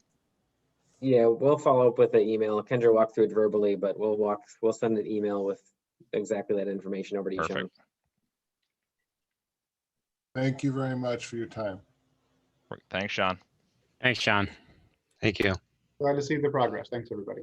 Definitely. Alrighty. So next up, we have 9B, 66th Avenue, Gleason Parkway corridor improvements. To accept plans, specs, and authorize bids. Kevin? Is Kevin on? I haven't seen him. Yeah, thank you, Mayor and Oh, Council. Can you hear me? I can, go ahead. Okay. All right. Before you're on the screen here, we are talking about the 66th Avenue Gleason Parkway project. It's a combined street and infrastructure project that really started back in 2013, 2014 when the Ravinia development was approved. This street corridor is one of the three primary connections to the Ravinia development and thus therefore a requirement to be constructed. In addition to basically extending Gleason Parkway, which runs from 101 westerly through the Ravinia development, and overlapping existing 66th Avenue, which is a gravel road off of 116. There are turn lanes that are required to be constructed on 116, excuse me. And those two projects are what's associated with Ravinia. More recently with the Tavera development immediately across County Road 116 to the west, there are some EAW feasibility, traffic requirements as well. And so that would basically complete the full intersection. That's not shown on the figure of this plan, but it's basically a full intersection of turn lanes being constructed, as well as what's shown in the red. The red would be a trunk sewer utility extension from where it's left off with Ravinia over to support Tavera and future areas. So that's really what you're looking at. It's a large project, started over several years ago, on and off. Complicated crossing with the wetlands and the existing road and the amount of acquisition, easement acquisition, which is highlighted in this graphic. Next slide, please. So here's just a schematic. It's a large project, but just to hone in a little bit, this is the connection. 116 runs north-south on the west side of the figure, and then that's Gleason Parkway extension. So just a little detail. There's a lot of stormwater that's added. Brad, if you want to bounce back to the last screen, there's a property where the large green property in the southwest quadrant of Park Trail and 66. That's going to be converted to a stormwater pond and flood storage mitigation. So a lot going on, complex project here through wetlands. And so we're working through those permit processes, but really that, if you want to move forward again, Brad, thanks. Really, this is an indication that we are essentially kind of mimicking the road design that was approved with Gleason Parkway. So there will be a trail on both sides of the road. There will be a median as you enter, just one single median here off of 116. And really, it's just the design of the projects is just what's required for completion of the Ravinia development. So the Park Trail cul-de-sacs right now will remain gravel. There'll be some, appropriate bituminous aprons and water main and utilities stubbed appropriately. But we're really just carrying that street design all the way to 116. So that will give you an idea what we're doing there. Next slide, please. So like I mentioned, easement negotiations, there's a significant amount. They are underway. Significant amount of applications, they are underway. Ravinia Development has a development agreement in place. We anticipate a development agreement with Tavera being in place. We have been in coordination with the developer, which happens to be the same developer, which makes it a little easier on this project. And as you can see here, some of the costs are outlined. And these are estimated costs and just related to basically the construction component of the project. So again, fairly significant projects here. Next slide, please. Anticipated schedule tonight, council authorization, bid opening is scheduled for April 13th, should you guys move forward. We would bring it back to you likely on April 22nd. Typically, we award these projects then contingent upon all the permit applications getting in place and financial escrows in place as well. They're typically converted from letter of credit to cash before we award the project. Construction is June 1st through the end of October, weather permitting, and then likely some restoration cleanup, following into mid-year 2022. So with that, I would be happy to get into more details should that be warranted, but tonight we're really looking for a motion to accept plans and specifications and authorize bidding for the 66th Avenue Gleason Parkway corridor improvements. Okay, thanks, Kevin. I'll open it up if there's anything that sticks out to anyone. I mean, it seems relatively straightforward. This isn't a surprise to us. But is there anything that sticks out to anyone? Mr. Mayor? Yeah. If I may ask, Kevin, you may recall several years ago, we had a neighborhood meeting with the people that affected in that area to talk about the design and any comments they had about that. Can you talk about what came out of that meeting, what may have been incorporated into that, or what concerns were raised by the people in that area? Sure, yeah, I believe it was the end of 2019, so almost a year and a half to almost 2 years ago, we had a neighborhood meeting. We collected information. It was really at that time, we thought the project might progress a little faster than it ended up. So we collected feedback. Some of the information they asked was related to signals at 116. Would there be a signal? What's happening to 116? Is there a turn lane? How am I, it's hard to get out in the mornings. What's going to be different? There were some questions about landscaping and, what type of landscaping would there be? Native versus irrigated. Questions about, would I be forced to pay for a gravel road? Would I be forced to connect to sewer and water? Would I have the opportunity to connect to sewer and water? Would I have the opportunity to have a paved road? Some drainage type questions, but really more of a heads up of what's going on. And we factored all that into our design, but really where we've landed to date is we've basically, the goal of the design to date is what's required to comply with the requirements for Ravinia, taking into all those things into account. Now we anticipate holding, if you move forward tonight, we anticipate scheduling another meeting with that neighborhood to update them, hopefully in the next couple weeks or whenever we can get that locked down, but to update them with all the details.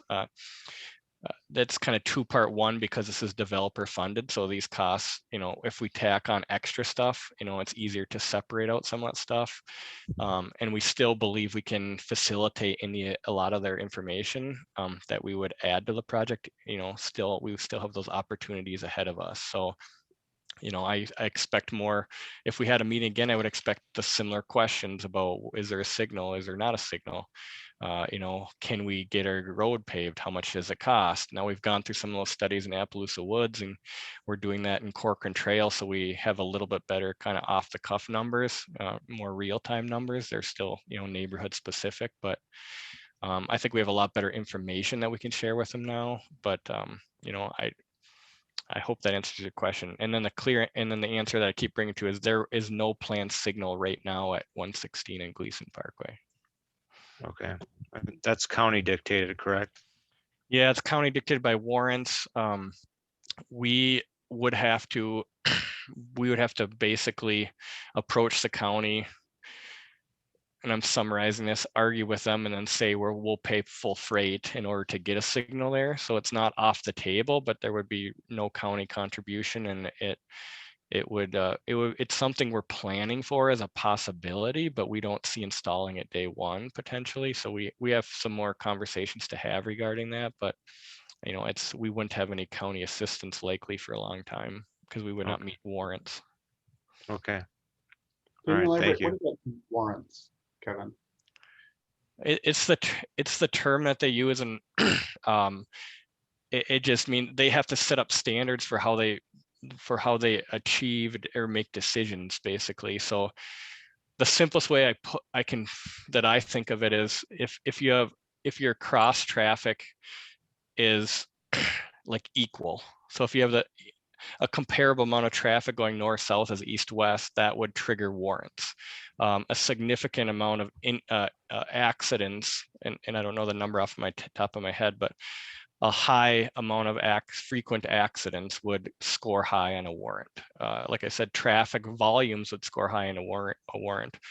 So it's just it's the term they use to kind of track stuff and how it would score against other intersections. So it's how they kind of prioritize whether there's benefit. And I can get you guys more information on that if you want the details, but it's the system they set up to score intersections on whether a signal is warranted, because in certain situations, a signal is not always safer. So they have established a system that they can stand behind essentially at the county. Okay, thank you. Mr. Mayor, this is Dean Berenkamp. Yeah, go ahead, Dean. If I can just, Kevin, I don't know if you've done this, but when I was on the planning commission in Maple Grove for the time I was for the 17 years there, the intersections along Bass Lake Road and all of the crossroads in Maple Grove, I think the city initially put in all of those stoplights and such, and then the county reimbursed them over time. Have you had any chance to talk with the city of Maple Grove on how they got all of those intersections signalized and stuff to the cost of both the city and the county? Yeah, I think we've had conversations about how they manage their, transportation system versus how we manage it. And there's differences, and some of the differences are the maturity of the city and the size of the tax base to a certain extent, and certain policy decisions. They basically choose to front load the cost and reimburse it later. I don't know if Corcoran's in the same position at this point in time, but there's a lot of variables. Not, but the city, Maple Grove, I think, bore the burden initially and then was reimbursed by the county. But I wanted to chime in there because I know it's extremely important to what we're going through. So thank you, Mr. Mayor. Yeah, appreciate it, Dean. That's a good comment, and it sounds like, Kevin, you have looked into that, but it's worth being aware of and thinking about. Is there anyone else that has any questions, anything to add on this one? Mr. Mayor, I wanted to raise a question about long-term as we're looking at building out the trail system. Obviously, there's a good chance that Diamond Lake Trail is going to run through Tavera. And we have trails as part of this system connecting to the Ravinia neighborhood trails. Will there be, in the absence of a signal in the short term, do we feel like this is going to be a safe crossing short term? And longer term, do we envision this being something where there would be a tunnel? And if so, do we want to plan for that on one of these sides as part of this construction process? Maybe not do it, but are there things we would do to prepare for that to be cheaper down the road? Kevin, I can jump in on this if that's okay, Mr. Mayor. Yeah, really, that's one of our biggest arguments with the county. Jumping back to what Mr. Berenkamp talked about, it was a little Wild West back then when the policies weren't so strict, and if Maple Grove wanted to fund it, they said go for it. I've had that same conversation a lot with the county saying, you did that over there constantly and we want couple. It's only fair. And then further, exactly that, the safe crossings. Without a stoplight, I don't envision the possibility of a safe crossing across 116. We do have planned, the county has planned, so does the city, trails along 116 on both sides, but you'd be forced to go all the way down to Hackamore and either back up to Gleason Parkway or all the way down to Hackamore. Maple Grove is going to have pretty significant investments in Gleason Fields, their park over there, and a lot of people in Maple Grove are going to want to get to the Diamond Lake Regional Trail Corridor too. So this is exactly a discussion that I have at the county level, and we're pretty adamant that even if quote unquote warrants aren't met, if there's funding available, the county should allow it. So I'm in those talks right now. On top of that, I think at the next meeting, we'll be talking about a county road trail feasibility study project as well. So we're pushing as hard as we can. I have not received a hard no from the county, so I'm working as much as I can, and I have already teed it up with our Hennepin County Commissioner as well. So we're not going to walk away with that one. It's one worth fighting for. Very good. What about the tunnel vision? Is this one of the locations we want to see that longer term, or are the 4 that are part of the parks plan elsewhere? The topography of the road on 116 there wouldn't be a very economically feasible tunnel situation. It's the ground's pretty flat in that area, so you almost need a hillside. I'll just chime in. It's not currently in our plans for tunnel location, but that's because we believe that a stoplight should exist there to create that safe crossing. I would say if there's no way possible to get any crossings between County Road 10 and Hackamore Road, that's a serious consideration that the city's going to have to come up with, and really the county should be involved as well because they're creating that unsafe consideration. So I'd say it's probably to be determined, but to Councilmember Schultz's, he's exactly right. That's a very difficult tunnel location, and as you know, over the top bridges are extremely expensive even more. I'll go with the zip line. If I may chime in, just a couple more adds or points of clarity. Yeah. We are planning for, like, when we're acquiring easements, we are planning for this a potential future modification.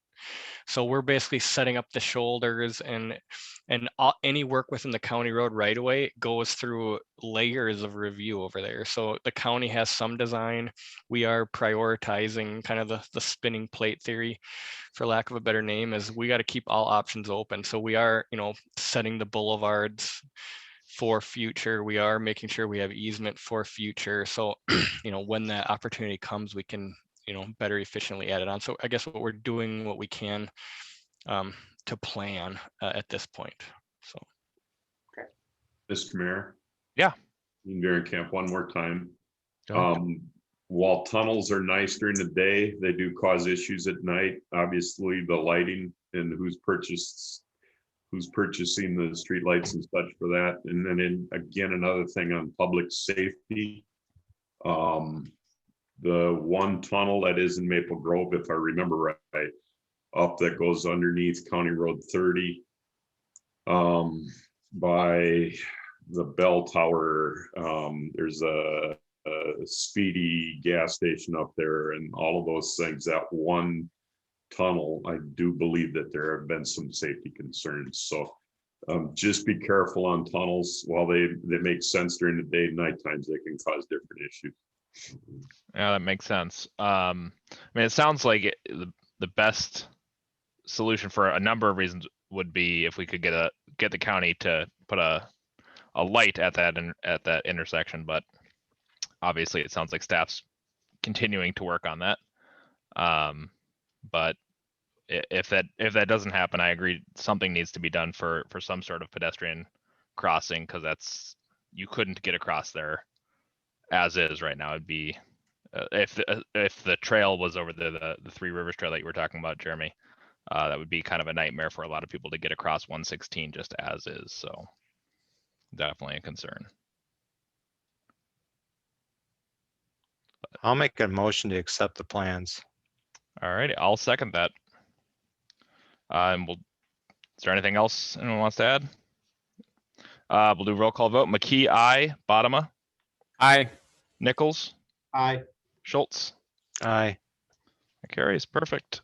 9C, appraisal report for City Center Drive and 79th Place improvements feasibility study. Brad. Thanks, Mayor and Council. I think this is a quicker one here too. We're in the process, or Kevin and his team is in the process of completing the feasibility study for City Center Drive and 79th Place improvements. And you'll see that here. This is County Road 116. This is the current City Hall. This is the south entrance to City Hall, which would be our Parkway, City Center Drive coming through, down to the border of the current city-owned property, which would be new 79th Place. And this in here would really be the St. Therese development that is proceeding forward. We haven't received a formal application yet, but they're still working forward in the background. What we're asking for tonight is the approval to, I'll take a step back. So as far as finance plan, we're envisioning municipal state aid or MSA, special assessments potentially, and then we might have to bond some funds for this project. I don't think we'll have everything moving forward, but that depends on how much MSA we have. Regarding the assessments, we could have potential for assessing properties. And the primary one really is this 7801. It's actually addressed Maple Hill Road because it comes over here. But it's a 73-acre parcel that would have a Parkway teed right to it, as well as 79th Place. So significant access added to this property. So there's a benefit that could be assessed. I've had conversation with Bill Wadis of Nagel Appraisals, and I think just for the project, we'd look at also, and this is different than the packet, also adding in these 3 properties for just a look, so you'd have that data in front of you. In my past envisioning of this project, I hadn't thought really of assessing these properties, and I don't know if they'll show any benefit. It really makes sense just to finalize the data on all these properties. And what we're asking for is a appraisal report that would show that data so the council could choose what path to move forward when we do present the feasibility study to you. In talking with Bill today and doing just the one property, 7801 Maple Hill Road, it's $1,500. To do all 4, we're talking $2,000. So I did finalize that cost today. So actually I'm looking for a motion tonight to authorize staff to obtain appraisals for all 4 of those properties from Nagel Appraisals. And reason going with Nagel specifically on this project is they worked with us on the St. Therese appraisal report. So they have all sorts of data already in place, and they just need to update some numbers for the most part, and then do updated market comparisons as well. So there is some work involved, but less than getting somebody else in. So I'll answer any questions you have here.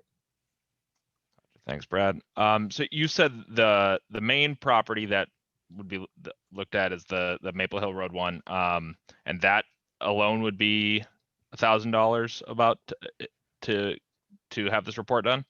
Closer to 1,500 actually. To 1,500, okay. And altogether, for all 4 properties, would be in the $2,000 range. Correct. And the reason that it would make some sense is, one, for this property, it sounds like it would add value, as you'd likely have to take these together. And then for these other properties, it would really improve what use could purchase them in the future. Again, we might choose absolutely not. For example, our envision also is the linear park, which would really take half of this property for this linear park along 116. So it might not make a lot of sense, but just having all the data in front of us, I think adds value. Gotcha. Yeah, I'm in favor of the whole thing for that extra, $500. I think it's a cost that's worth it to have all the data we need, rather than having to go back. I'd rather have it for that cost than have to go back and do something down the road that could potentially be more expensive if we need it. So I'm all in favor of that, but open it up to you guys. That sounds good to me. I don't disagree. All righty. And John is on mute and I don't see him, but Yeah, I'm right there with you. Okay, good deal. Just wanted to check. So yeah, I'll make a motion to authorize staff to obtain the appraisal report and for all 4 properties, the 7801 Maple Hill Road, 7938 County Road 116, 7916 County Road 116, and 7900 County Road 116. Second. Alrighty, roll call vote. McKee, aye. Bottoма, Aye. Nichols, Aye. Schultz. Aye. Perfect. That carries. 9D, I believe, right? Yep. Which is the purchase agreement amendment. And Brad, I'll hand that off to you. Thanks, Mayor and Council. Another, I think, quick one here as well. This goes back to a purchase agreement we approved last year for the future well and treatment site. It's up north of County Road 30. This is Hunter's Ridge. This is where Hope Community Church is over here. This is the whole property itself, and we're looking at carving off this chunk up here, and which shows better in this image right here. As it's written right now, the purchase price has already been set, but as it was written, it requires a closing within 30 days following planning approvals. Those took place on February 25th at the last meeting. And just due to some challenges related to lots of activity at the county level, we're not able to make that 30-day deadline. So the amendment in front of you really accomplishes a couple things. One, it extends the closing deadline until May 14th, and we hope it doesn't take anywhere near that long, but we don't want to come back to you again, essentially, so we just plug that out there. It finalizes the legal description. The legal description was left blank in the purchase agreement because we didn't define exactly what we wanted to purchase. And also finalizes this Exhibit B, which outlines the purchase price. There was different rates for full purchase versus easement, temporary easement. We actually are going down the full purchase route for the 3.4 acre parcel. So it's 80 cents a square foot, or about 35,000 per acre, which is I think a fair value, and we got an appraisal for that value. And then there's a loss of access. There's 10 grand for that. So the purchase price, it has agreed upon last year, comes up to about $129,000. So we're looking for an approval of the two things: the approval of the purchase agreement amendment, and then also of resolution 2021-19. Authorizing the mayor and myself to execute the closing documents. And those both documents were emailed over the last couple of days. We had to draft them over the weekend. That's all I have. Sounds good. Yeah, this seems pretty straightforward. It's really just some technical stuff that, I mean, all of the real substance of this was agreed upon and already there quite a while ago. So yeah, unless anyone has an objection to it, I'll go ahead and make a motion to approve the amended purchase agreement and resolution 2021-19. Second. Roll call vote. McKee, aye. Bottoma, Aye. Nichols, Aye. Schultz. Aye. Perfect. That carries. New business. We have another public comment opportunity. We're gonna try to see if this works. Or Brad, are you still controlling it, or is Jessica back on this one?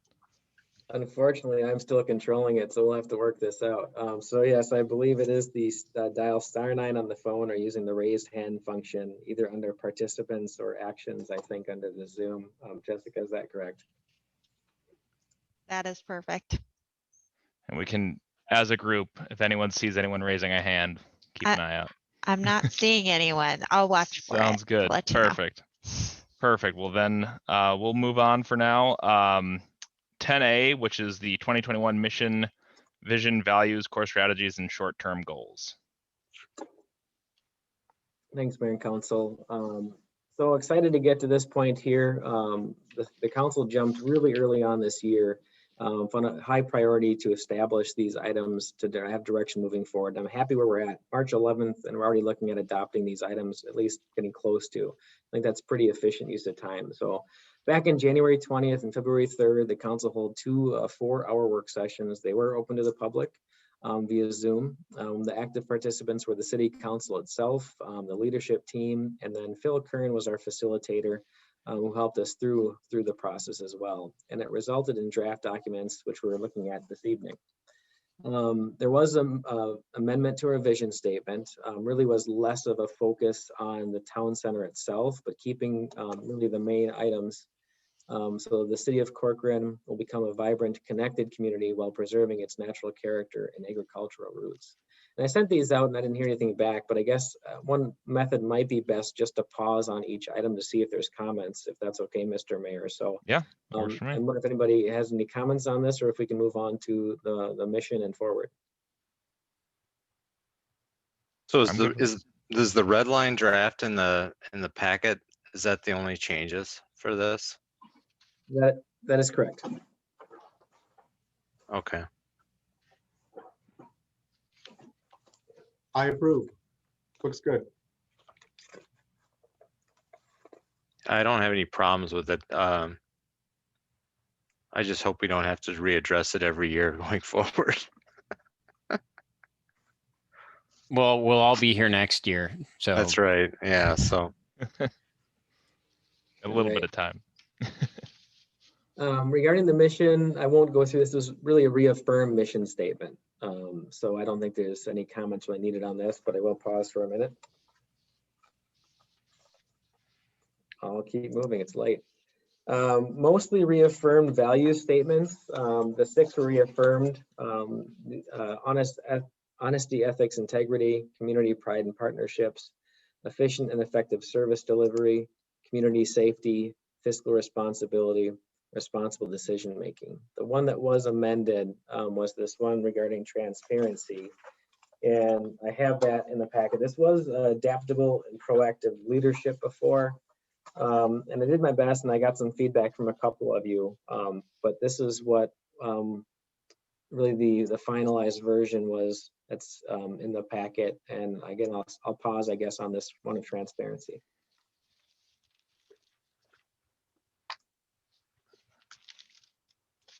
I like this draft. I think it captures our intent well. I agree. All right, and we'll get into the big stuff. Then we're moving on to the core strategies, short-term goals, and action steps. And the first core strategy, enhancing Corcoran's sense of place and identity. We have some strategic objectives, but I really want to focus on the short-term goals and action steps because I think the council really agreed on the objectives. And then it was left to the facilitator and staff to kind of hear what was said and put that in. And I color-coded them here. There was items that we had 2 categories for the council priorities. Really, there was high priority and priority. And then I kind of correlated the action steps with the color that related to those priority levels, and then had a council edition kicker in red. So, with a little bit of feedback from council, I did want to note the first action step all the way to the right, add get to know section to newsletter to highlight local businesses. I did make a note in the packet. We've had some challenges in the past with that, kind of regarding who decides what business goes in. Well, you're not picking me, why are you choosing me? And then you have all sorts of First Amendment things where you're maybe choosing a business that does align with your values, that doesn't. We don't have any adult establishments in town, so it's not a problem right now, but that potentially could be an issue moving forward. So I made a note on that. And then just regarding the final one, I have 2 question marks that there really wasn't an action step related to work with civic groups to create additional community events. So I'll pause there and seek feedback from the council on this item. Regarding action steps for creating additional community events, I guess I don't know specifically with civic groups, but I think there's a lot we could do once we're completely out of COVID, in terms of just different neighborhood groups that I've gotten to know that are very interested in really any sort of events that we could get going. I've had a few people reach out to me specifically wondering about events maybe with the police department, with the city council, with city staff, just to get to know us and get to know other people in their community. And I think we could get as creative as we want with it. But I think there's definitely a desire for it, and people that I know I can reach out to that would be interested and could help get the word out. And I'm sure all of you could do the same. So I think maybe we could go that route in terms of additional community events and looking at that. Regarding the get to know section in the newsletter, I get what you're saying. I'm kind of torn on that. I see how it could be a problem in the future. I would like to do something to kind of highlight, businesses in town. But I guess I'll see what you guys think in terms of where we draw that line, or how we kind of balance those two thoughts. Yeah, I see the point of staff on that one. And frankly, I'd more lean towards just taking it out than having to deal with the issues and ramifications that could come of it. You highlight an automotive center one week, and why didn't you pick that other automotive center that's Yeah. down the block? Well, it's because so-and-so is not friends with so-and-so, Right. just forget it. Could we meet the same need another way? So what if you had like 2 pages dedicated to advertising for local businesses only? Would that be a way to give the opportunity for businesses to expose residents that they exist without staff having to pick and choose? Yeah, well, now we're running an advertising agency, and I don't know that we have staff time to deal with that, and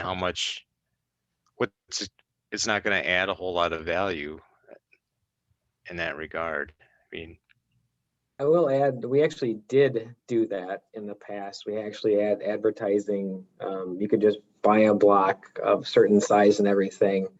I forget the reason we got rid of it. One was certainly the time intensity of working with those who wanted their ads and what it said for what we could charge. It was $100 for a block, and we had the staff at the time spending 5 hours back and forth with, that's too much, but the time back and forth, collecting the payments, working up the artwork, making sure it looked right. It was time intensive, and there was a specific reason that we got. This is what it was. We had it was because of people like you. It was council members who then chose to buy an ad.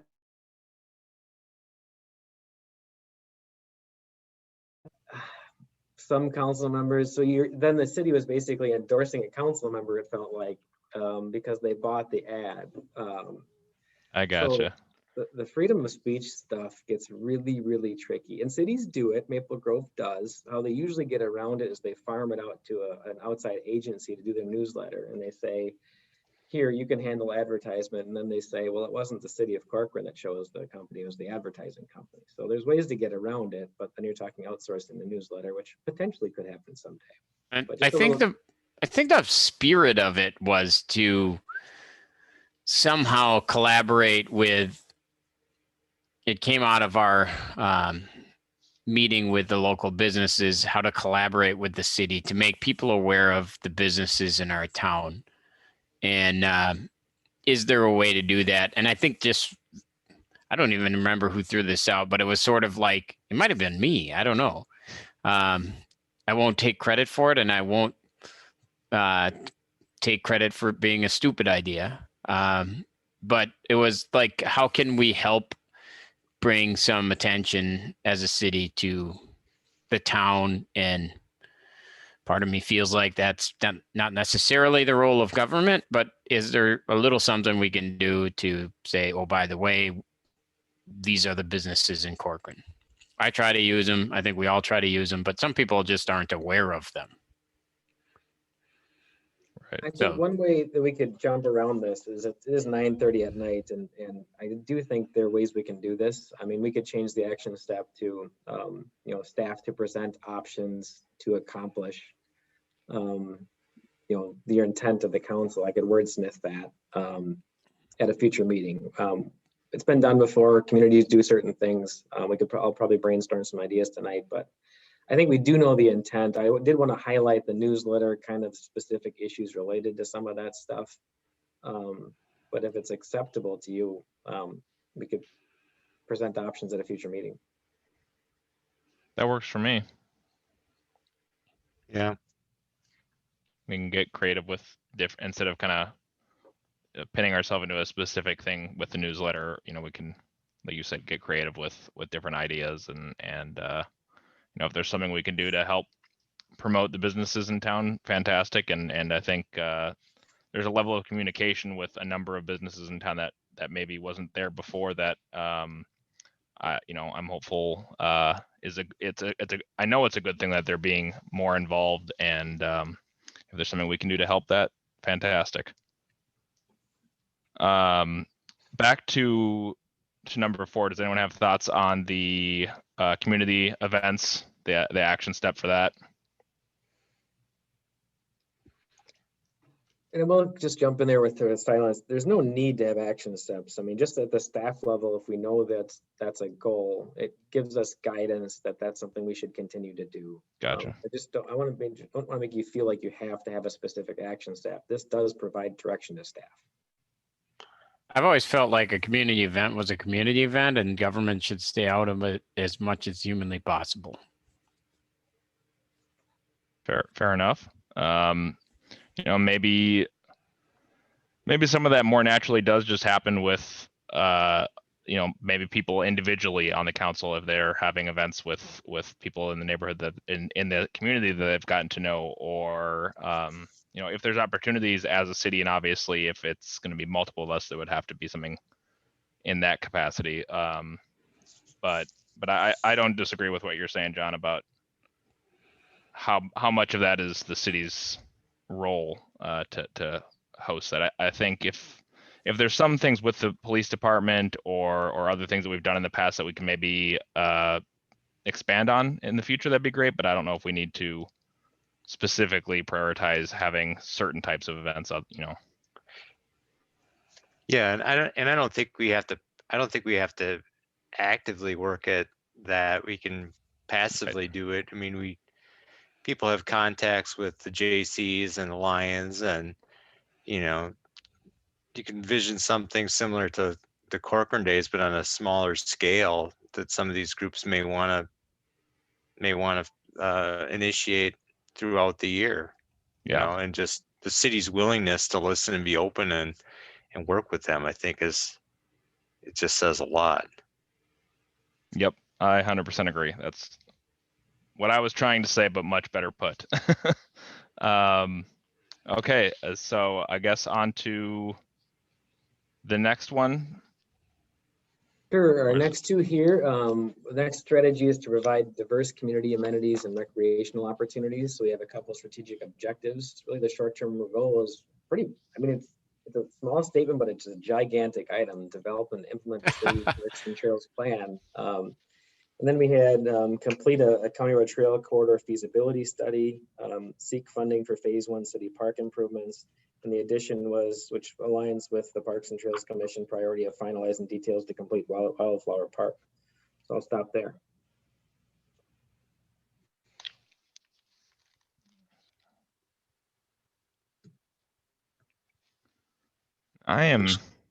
Sorry, go ahead. I was just going to say, it looks good to me. Nailed it. Don't read the lack of additional input as criticism. We like it. No, this is a gigantic item. Then I'll just jump to the next one too, I guess. Another one-liner, but gigantic.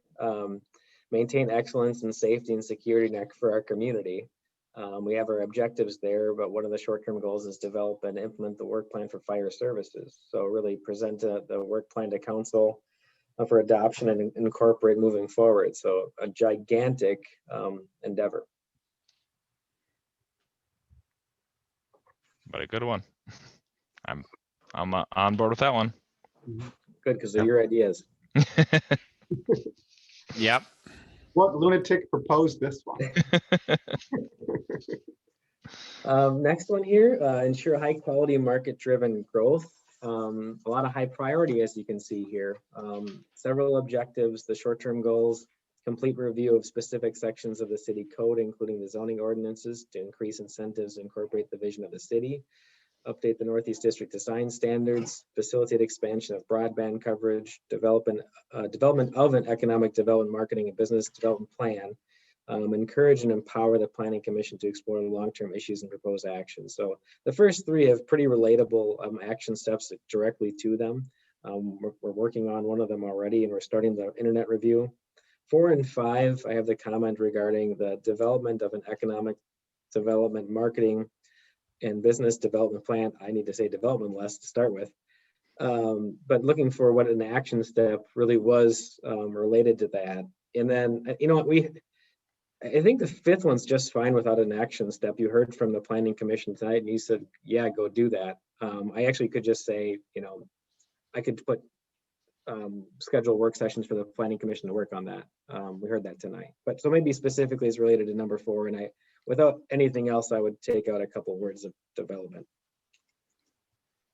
Yeah, I think what's there is great. I agree about number 5, and you and I talked about this the other day, Brad. I wasn't sure about what the action step would be for number 4. I don't know if anyone else has some ideas there. I do think, oh, sorry, Alan, go ahead. Oh, go ahead. I was taking a deep breath, trying to collect my thoughts. No, I think one of the things that has been addressed to me sort of all 4 years actually, but specific with us because there are 3 new people. I know Brad gets sort of spitballed different ideas for development. And I think sometimes people are looking for some sort of expectation from us. And I know we kind of want new expectations, but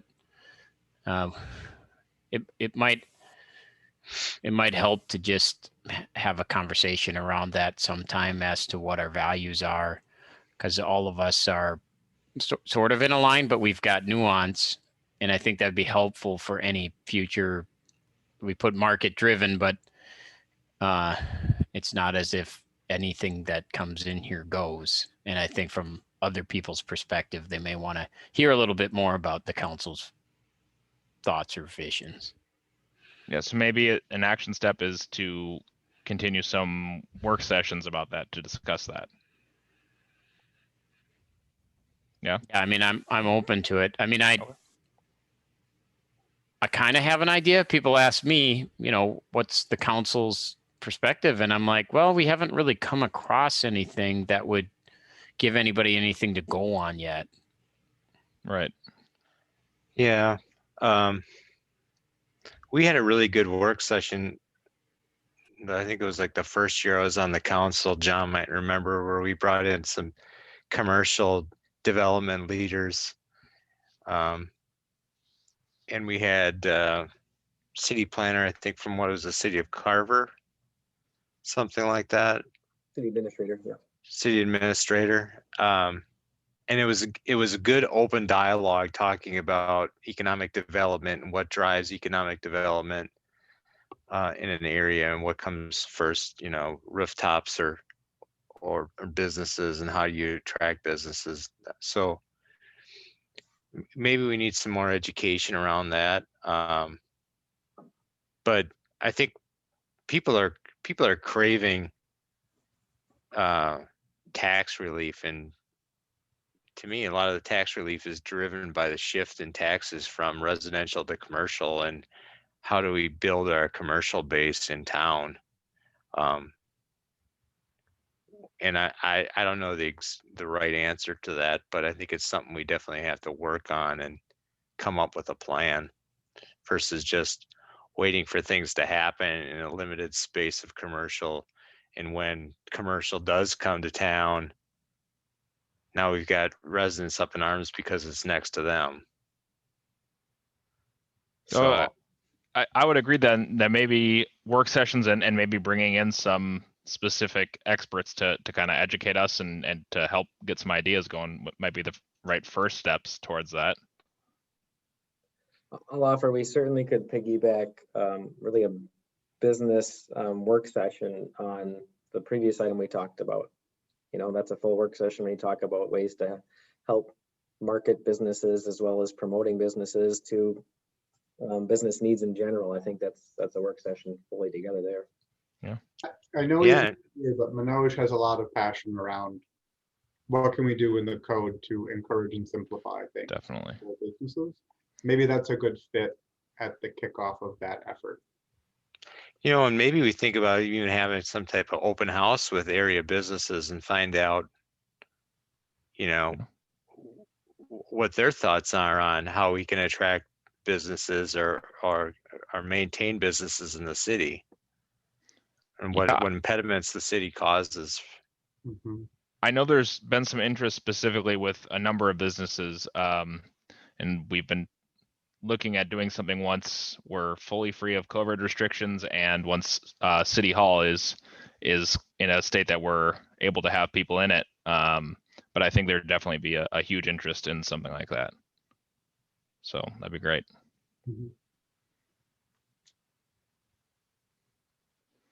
I have direction on this, if that's okay with you. Yep. And then as I look at this and what we've talked about, to accomplish anything more than we've already talked about seems highly unlikely, but we're going to try. So this core strategy, incredibly important one, provide high quality, innovative municipal services. Short-term goals including developing a long-term financial model, including a future revenue forecast and comprehensive infrastructure planning, develop a staffing needs and compensation plan, digitize and implement technology improvements, to reduce costs and increase efficiency, evaluate strategic opportunities to bring contract services in-house, develop and implement the Northeast Water Infrastructure Plan, and review options for infrastructure revenue increases. The action steps were actually pretty easy to find related to these items, so I won't go through them all. There's one specific one. I really didn't have anything to relate to the last one. Review options for infrastructure revenue increases. So that's one thing I did specifically want some impact or input on. And then also there was some changes up regarding the red council input too, but I'll pause there. That was another one that you and I talked about, Brad, that I wasn't sure on, and I don't remember where or who brought this one up at the work session. But so I'm not sure who to point to for maybe some more insight on that. Which one? The revenue increases, the review options for infrastructure revenue increases.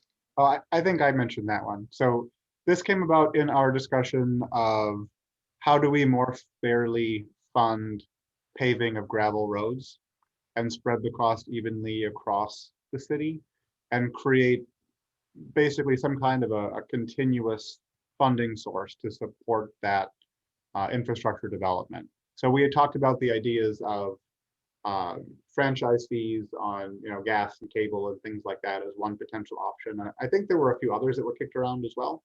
So this was just an idea of we should come up with a menu of choices and how much revenue we think we would get out of them and how that would be used most fairly to ensure that when we have to pave 2 miles of road, there's a viable way to do that.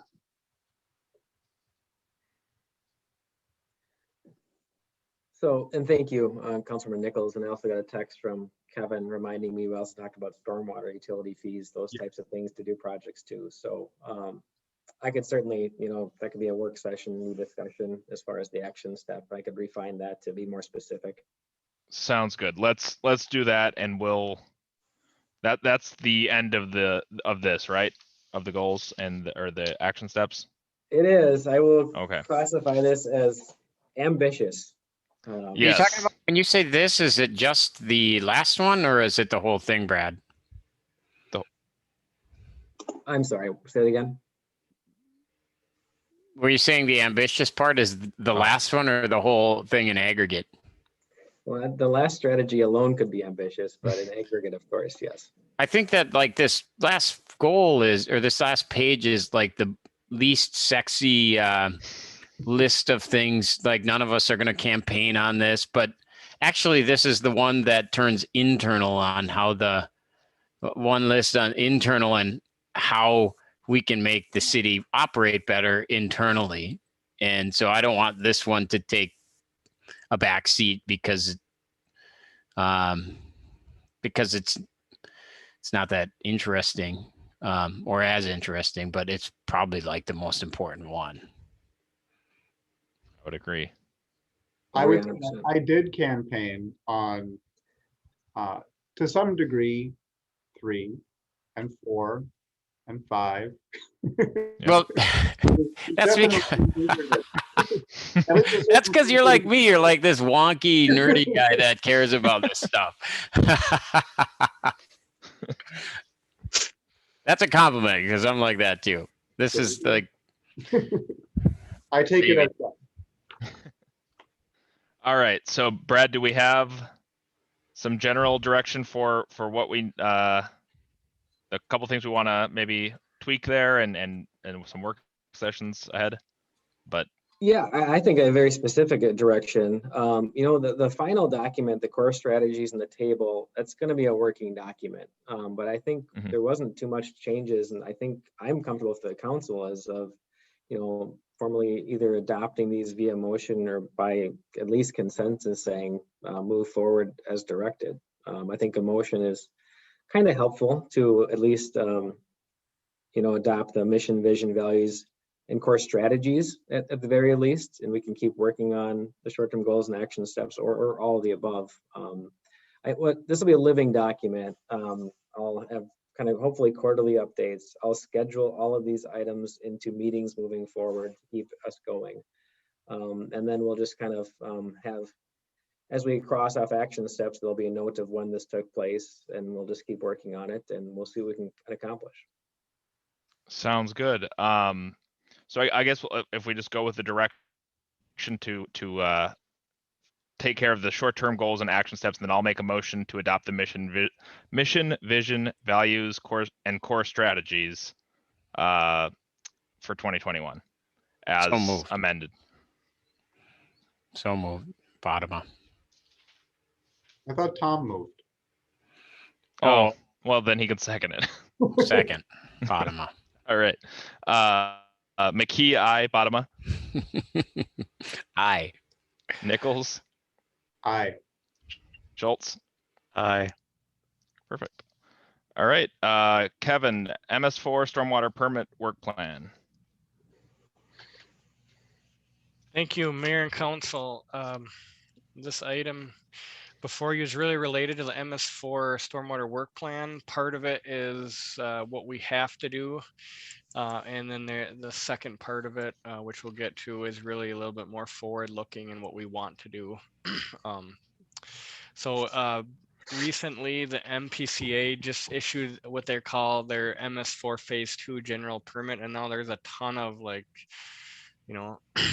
MPCA TMDL stuff in here. So if you want definitions, I can work with you either now or behind the scenes, but it's a very wordy document and permit. So I wanted to get that out there in front. But why do we have to have this permit? Well, because we have a population over 5,000 people. That's what triggers it in the state of Minnesota. First step that we did internally was we had our engineering firm complete a gap analysis of the revised permit requirements with what we're doing day to day, and really what we were doing associated with the last permit, which was based on a compliance-based, kind of policy. Attached to the document, there was really kind of two categories. Was what they boiled down to as high priority items, which are actually due April 15th. And they're very technical in nature. They're retroactive really, and they're best suited at the staff level. So we plan to proceed with that to achieve our compliance. And then coming up over the course of the next year are what we're labeling low priority items, and they do impact potential policy and budgets moving forward. So we will be working with council on those directives. And so one of the goals tonight that maybe wasn't super clear in my memo was, any input on that future stuff or how you want to see the future stuff get laid out in terms of any public involvement or whatnot. Any initial comments about that we could take now or also follow up with Brad later. Next slide. So this is just a clip. This is not all inclusive, but I took the highest red of the high priority just to let folks know who are watching this that haven't seen the packet, just some of the summary and recommendations from that gap analysis. So it is very technical and complex, but it's what we do behind the scenes. So if anyone has any questions, we can dig into that. Next slide. And this is the low priority. So this is really the forward-looking kind of council where we would want to focus council members. So this is the entire list that was put together. So, develop a salt storage ordinance. That's what we would need to do to achieve this permit compliance. A lot of chloride stuff is in this new permit. So that's an emphasis moving forward. Next slide, please. Budget. So back when we approved the 2021 budget, we allocated an additional $15,000 into the general engineering line item for anticipated costs with this permit renewal. After after they rolled out the permit, there was some unexpected requirements that we anticipate resulting in an additional $5,000.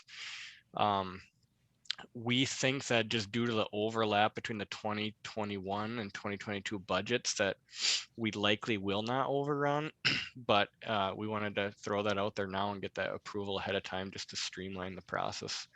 So we are asking for, the authorization to go $5,000 further towards this permit, although we potentially may not need it, and we can talk about that with the 2022 budget and where we're at when that time comes. And then another note, we have requested, and this was at the meeting on Wednesday at the Elm Creek Watershed meeting, we requested assistance from the watershed in helping tabulate some of this information. And they have taken that up and have scheduled a TAC meeting to discuss it. So I think there's some grounds there where they can, how much they can support now, but definitely on an ongoing basis and kind of tracking some of this information and distributing it on an annual basis. A lot of the water quality approvals go through them. So if we can get that implemented, any kind of assistance or resources would just drive down our ultimate costs for the city. So I think that's a good thing that there's some momentum that would help all the member communities, and it makes a lot of sense. So we're driving that forward.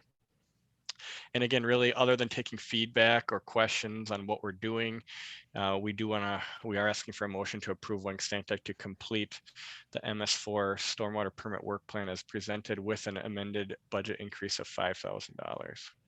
And with that, I'd be happy to answer any questions. Okay, thanks, Kevin.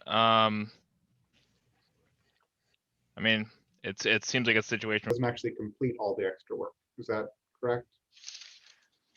No, it's actually, that's the new projected amount to complete the 2-page high priority and low priority work.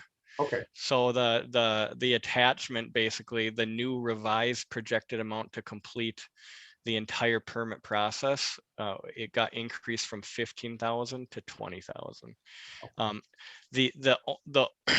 The chance that it could go above 20,000 really relates to how much additional above the baseline compliance council would like to have on the low priority items due in the summer of 2022.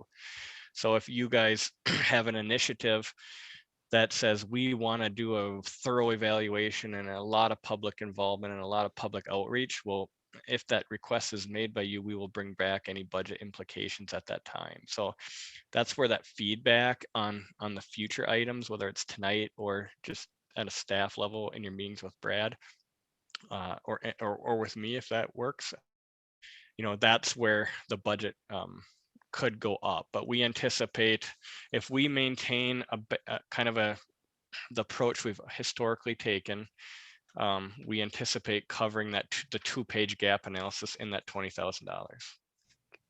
Ever again, if this report ever comes before us or any other technical report, can you put some layman's terms in here so I can understand what a SWPP versus a TMDL versus a ESC versus a SOP ERP?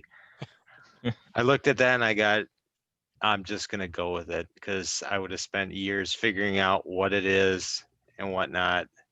All the other reports are so much easier to read. So if they could just put like a key at the bottom so a layman could understand this stuff, that would help so much better. But I have I can certainly do that, but I can tell you that honestly, you might not even understand what it says because, TMDL is total maximum daily load. MCM is minimum control measure.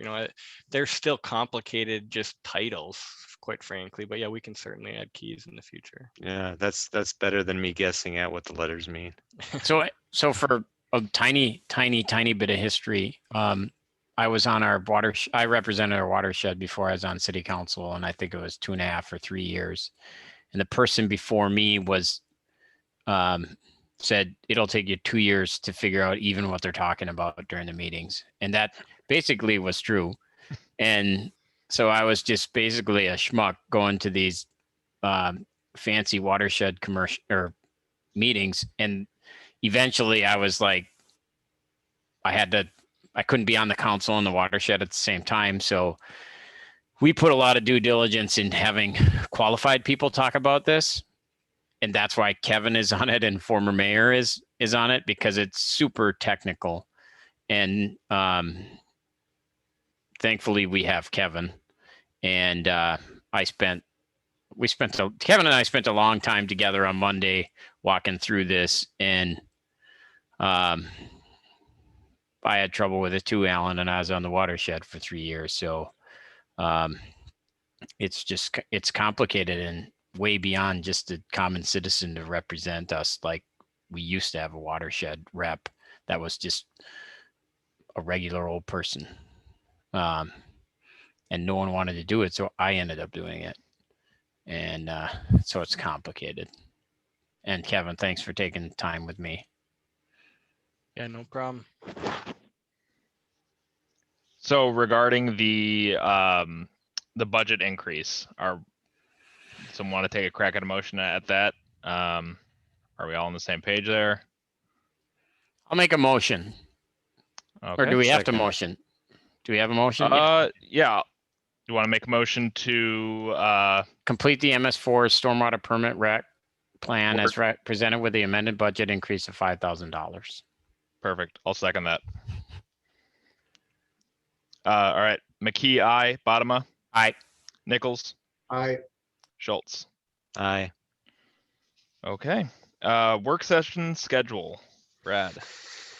Thanks, Mayor and Council. We need to accomplish lots of things. We now need to schedule lots of work sessions. At the very least, we have a recommended schedule here for the next really 3 meetings.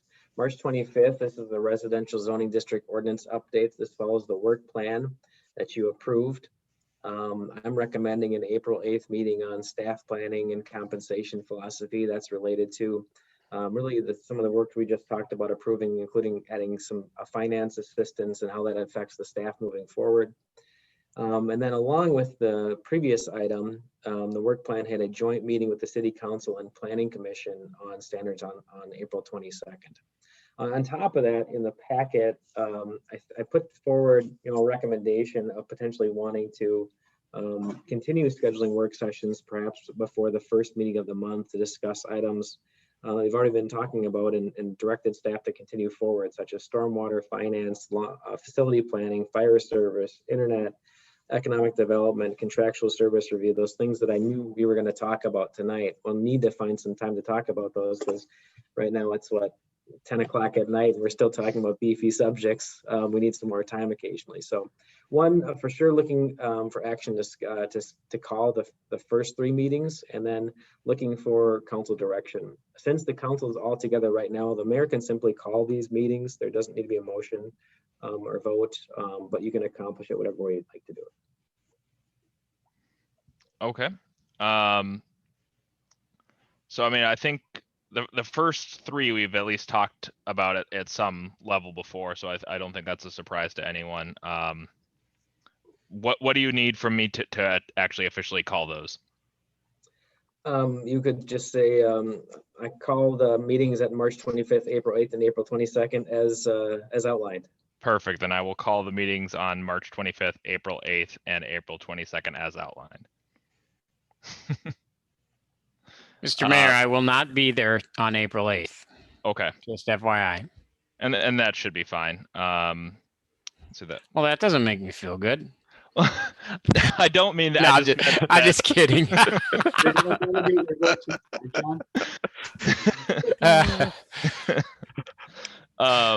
But no, in general, especially with some of the other work sessions, that if we're planning this far ahead, there's going to be dates that people miss, and that's going to happen. Yeah. How does everyone feel about? So Brad, you picked like the first meeting of each month just prior to that. Yeah, I just guessed. I do think we have a lot going on at the staff level, and just to keep up with the pace of writing the packet materials for each work session and researching before them takes significant time and effort. So you're talking about 2 packets every 2 weeks instead of one. So I don't think it's realistic to keep up that pace from the existing staffing level to have them before every single council meeting. And I think this is even aggressive, but we have ambitious goals you want to accomplish. Yeah, and I wasn't thinking that we need them more often. I was just trying to figure out the method to the specific dates that are called out here. I figured that we do.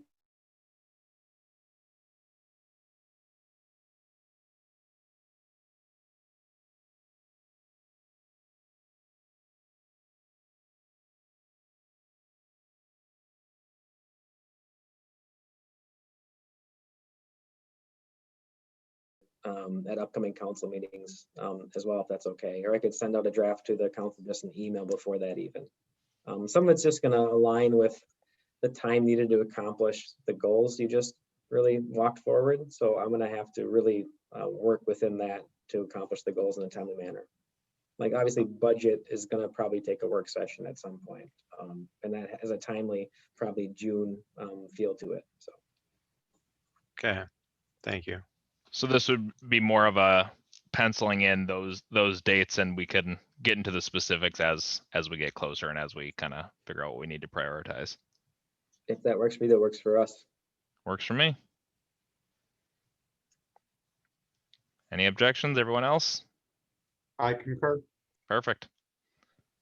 All right, then I think that is it for that one. You don't need a motion, right? Nope. We'll go on to 10D, which is Charter Commission appointment process. Just Brad. quickly, Mayor and Council, right now we have 6 members on the Charter Commission. Minnesota statute requires that we have at least 7, can have up to 15. We need at least 1 to be appointed and can have more than that. The Charter Commission itself is in the past recommended having 9. I think I had a brief discussion with a couple of you. The difference between the Charter Commission and other commissions is really the process for appointment and also being able to have the meeting. So right now, obviously, we're 1 short on the Planning Commission. That doesn't stop us at all from having meetings. Whoever exists, as long as we have a quorum, they can vote and move things forward, and the council can appoint at any time. But the Charter Commission is a little different. One, the statute says we need 7. So if we appoint just 1, we lose 1 again, we don't have enough members to really hold the meeting. And additionally, the council approves the appointment, then it has to go to the district judge to get a formal approval. So it could take a few months at a time to get a member.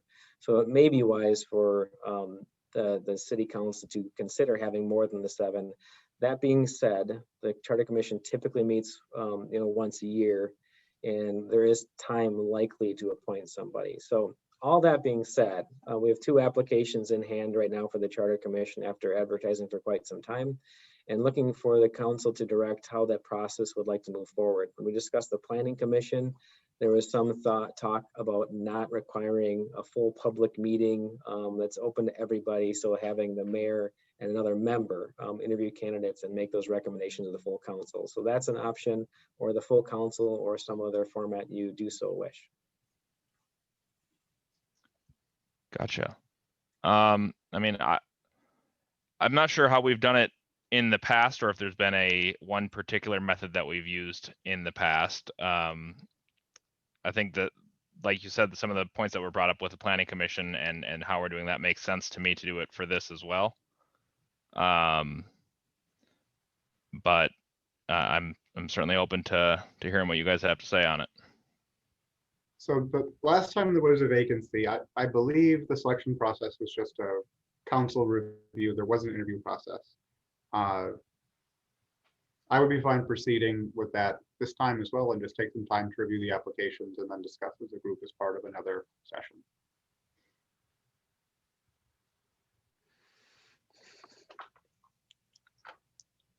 Yeah, I'm fine with it reviewing as a full council as well.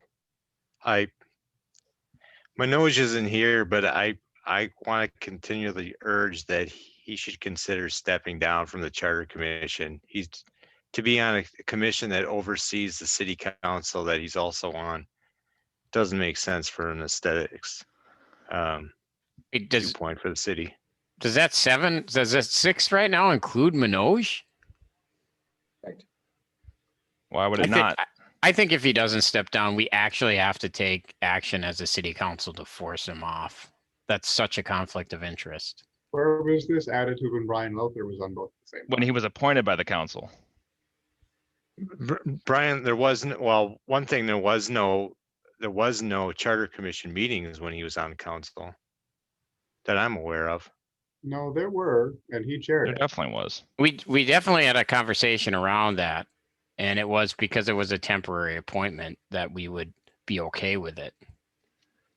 Because he was appointed to city council Right. just to fill a spot. For only a few months. Yeah, that's completely different. I guess my issue with it is that it's very specifically called out and allowed by Minnesota statute. There's no question that a council member can be on the planning commission. And I think the bigger conflict of interest is if we go and take a look at the planning commission list, go name by name and decide who we want on the planning commission or not, who's in the middle of a term. I don't think that's appropriate for the council to be doing. So that's Charter my commission, assessment. charter What- commission. Yeah, that's what I meant. Yes, sorry. Well, Wait, I don't think it's appropriate for us as a council to be looking at the charter commission and go name by name and say we do or don't want this active member in the middle of their term on or off the commission. well, I don't think we should, honestly, I don't think we should have anybody doing dual roles of a commission and council. Well, I then know we'd when have when I was appointed to the city council, I was asked to resign from the planning commission. I and that's believe what we I have did. another commissioner on charter and parks and trails, do we not?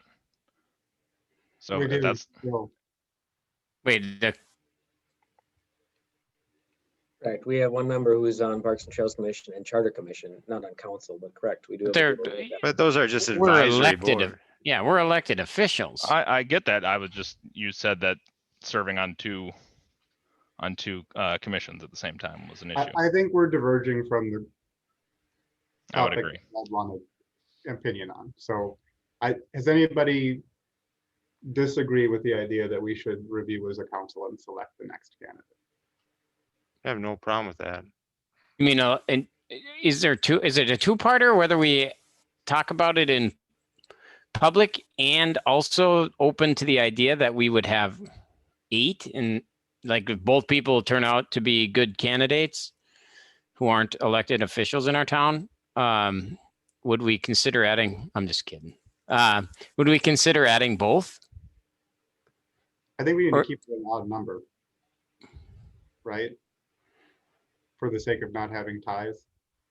I mean, that makes some sense to me. Or if we make it open and make it aware, I think a lot of people don't necessarily know about the charter commission, and maybe if we made the potential vacancy more aware that there could be more applications, then you could look at an odd number. But I would agree about the 8 not making a lot of sense to me to jump to for, just suddenly to make it an even number when you don't have to. It doesn't make a lot of sense to me.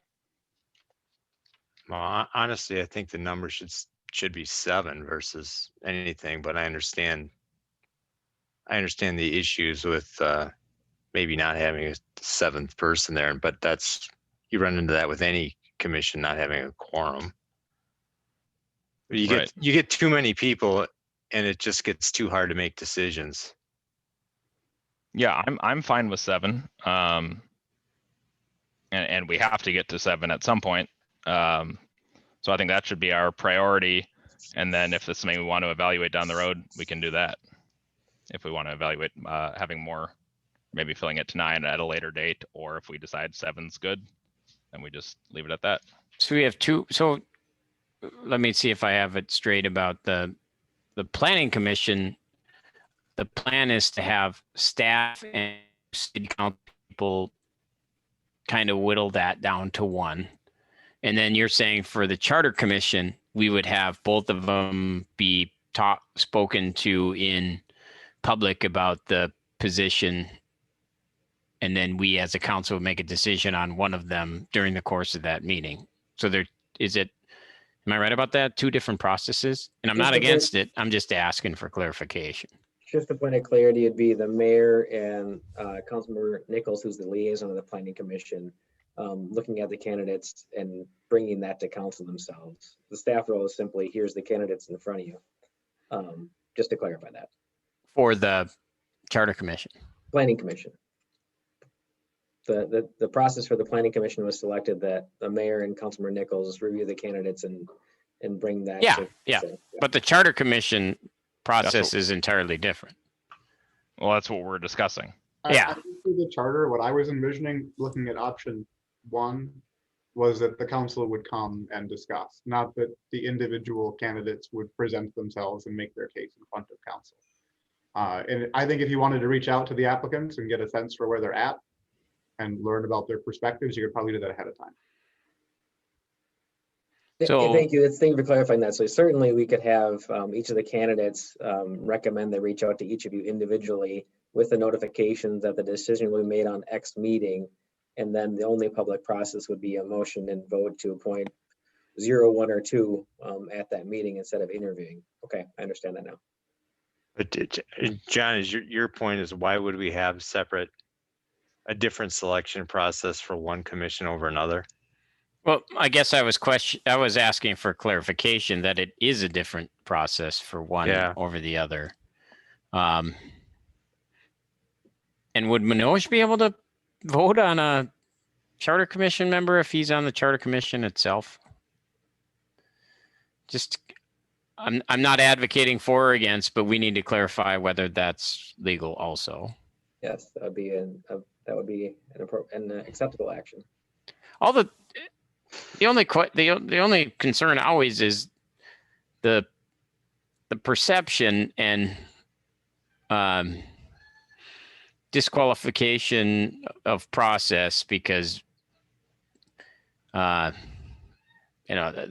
is how bad things happen to towns, is like these sort of relationships. And I trust Manoj. I like him a lot. He's a friend of mine. I just don't want to have any question as to what's going on here and whether we're above board or not. Well, one of the primary functions of the Charter Commission is to take action against the council for not fulfilling the duties of the council. So how can you sit on the council and then judge the council at the same time? That I think is the worst part about it. And that's one of the biggest reasons why I advocate not having a council member, whether it's Manoj or Jeremy or John or myself or Tom, being part of the Charter Commission at the same time as being on a council. And yeah, to your point, maybe that was a mistake to have Brian on there. We probably should have never done that either then. So now I get it's 10:10. We have a question before us. Let's not dwell on Manoj. Manoj isn't here to speak to his own case. And honestly, I would tell you that the degree to which Manoj is pushed is the degree to which Manoj will push back. So if your interest is to get him off, you shouldn't talk about it. You're more likely to just resign from fatigue than from you pushing him off. You guys can't talk about me April 8th then. Seems fair. I'm fine with either one you go with, but maybe it makes more sense to have a consistent plan across the Planning Commission selection as is the Charter Commission, as is the Parks and Trails. That works for me. I think it makes it easier and more repeatable for future appointments, and you can just get a regular process down. Okay, so Tom, should you and I just do it since we're already partnering on the other one? We can put together a list of questions and part of the same discussion. That would work for me. Okay. Right. Everyone in agreement? Everyone disagreement? Where are we on this? That's fine with me. If you want to do it, go for it. It's coming back to the council for an up or down vote, isn't it? Yeah. Just like the same on the other one, send us their applications so we can look at them. Sounds good. Perfect. Then that is all we have. There were just a few staff reports. Is Matt on? I'll give it to Matt. We have a K9 program update. Great. Thank you, Mayor and Council. I spoke with you briefly in January. Unfortunately, in December, our canine handler separated employment with the city. And since that time, I wanted to give you all kind of an update on what the plan is for the canine program. So Zeke, our canine, is currently residing at a facility in town. He's happy, healthy, playful, and he's had several visitors along the way. We've made arrangements for Zeke to continue his training with McDonough Canine Spring class. We won't be in a position to send a handler to that class yet this spring, but we felt since Zeke had been out of law enforcement since last July that really to get him reacclimated to law enforcement and help him be successful in the fall class that we intend to send a handler through in August, that it would be in his and our best interest to have Zeke doing some work with the spring class. So the plan is to have Zeke training with McDonough's spring class and then join it with our handler that we would pick this summer for the August class. And I'm happy to answer any questions that any of you might have as to kind of where we're at and what our plan is going forward with the canine program. Great. Thanks, Matt. Anyone have any questions? Matt, can we make sure that the canine goes to the vet and gets a updated health report? Because it's $5,000 to send them to training or whatever it is. And then we could spend $150 to make sure the dog is in good shape.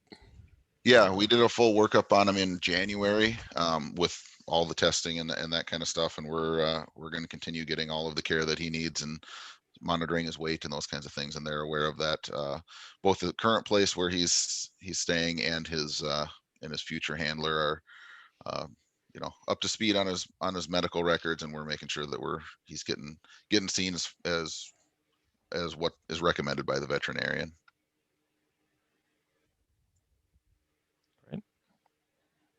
That's all. Thanks, Matt. That's all from me. Anyone else? I have no questions.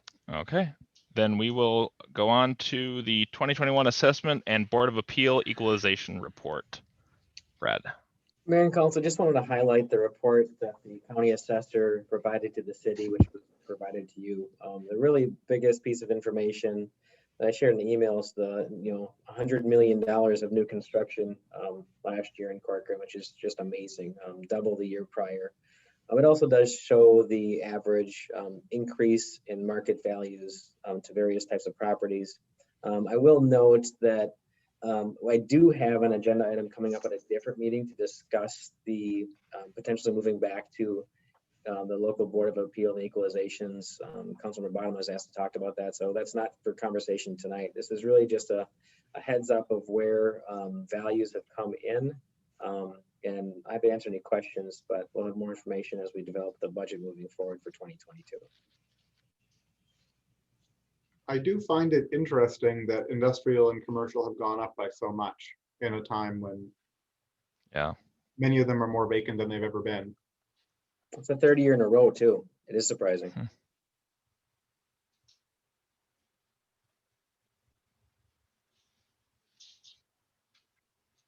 Yeah, it's that is interesting. Actually, I hadn't noticed it was that significant of a jump, but wow. Okay, well, if there's nothing else there, we'll go on to pandemic response update from either Matt or Brad or both. Whoever wants to take that. Matt. Yeah, I'll kind of start it off. Again, it's good now that we're actually talking more about vaccination rates than death rates. We're still on the downtrend. There's been a couple of, most of the deaths that we're talking about are now in the 7-10 range instead of where we were at. So good news on that front. And really they're rolling out vaccinations across the state. So far, the people that have been completely vaccinated in Minnesota is around 642,000. And that there's with people with at least one shot is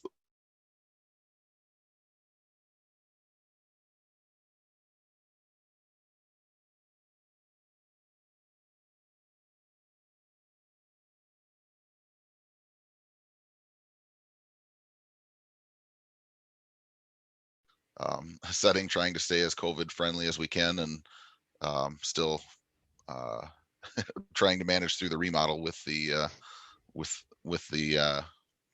virus still in play. So we're using caution, and we're having some marginal impacts to staffing. Nothing really as far as employee spread, but we are still having our officers exposed on the street, and it's still something that we're monitoring closely and dealing with on a weekly basis. So, Brad, if you want to share anything else you have. Yeah, the only thing I'll add is we're hoping, our general hope is to potentially have the council chambers available to more than the mayor and Jessica. Probably maybe not the whole council, but potentially the first meeting in May is a goal. It could be a stretch goal, but that's kind of what we're shooting for, just to give you guys an update, whether that's 3 members or whatever. We'll just have to play that by ear and where we're at that time. So I just wanted to provide that update to you. Sounds good. Hey, Matt, the CDC reported on Friday that 2 people who are vaccinated can now share an indoor, not that they control our actions and moves, but officially they said 2 people that are vaccinated can share an indoor office space or an indoor space officially. So the government has to follow that kind of order. So I assume that then has changed some of the goings on and how everybody in the police department, they can be near each other finally without wearing a mask officially. Sure. We have our COVID-19 preparedness plan that all of our employees follow, and that evolves as the CDC recommendations and our other information evolves. So we're in the midst of doing another update as we receive the new guidance. Not all of the police department members are vaccinated. There were a couple of officers that elected not to get it, and our office staff wasn't eligible under the initial first responders. So Okay. and as you know, right now our police department is in a very, very tight space, but we're making do, and that's certainly a consideration that we want to make available and make sure that we get our guidelines updated. So I think that's a really good point, John. Thanks, Matt. Thank you. Thank you, Matt. Thank you. All righty, then we just have the 2021 upcoming council schedule from Brad, and we're almost done. Any questions you have? Otherwise, it's going to be busy. Yes, it is. Yeah. I think I'm good on questions. Cook Lake is being pulled. Is that right? From the 25th? Potentially. I've talked with some of you, maybe not all of you. The applicant is looking at some different plans. If that's the case, staff's direction of the applicant is to go back to the Planning Commission, maybe back to the Parks and Trails Commission before coming back to council. Okay. Sense for what that change might be, Brad, because that's been shared with you. I'll follow up with you offline. I don't think it's really public, if that's okay, with each of you. Sounds good. I have the April 8th meeting, Brad. There's the topic that you said that I was going to speak on, the local board of appeals and equalization. I think Minosian, it's sort of Minosian my thing. I can see if he's comfortable going over it, and otherwise you can move it. I'll move it. There's no urgency whatsoever. I'll move it. Thank you for pointing that out. Okay. And how about with the fire department reports? I know, John, you said you're not going to be at that meeting. Is that you've had a lot of experience with working on our fire plan and that and maybe it's stuff that you're already aware of, and I don't know if it's critical you're there or not. What do you think? Well, they go over some important things, and I'm interested in everything that goes on in council, so I always feel bad when I miss, because like I'd be fine not having a meeting that night so I wouldn't miss out. That's just, I think I'm totally fine with missing that, even though it's important, but it's most important because those guys have it on their schedule like a month in advance, and it's tough. And they get into some level of detail, but they don't get too much into minutia. and if you guys are okay with it, I'm okay with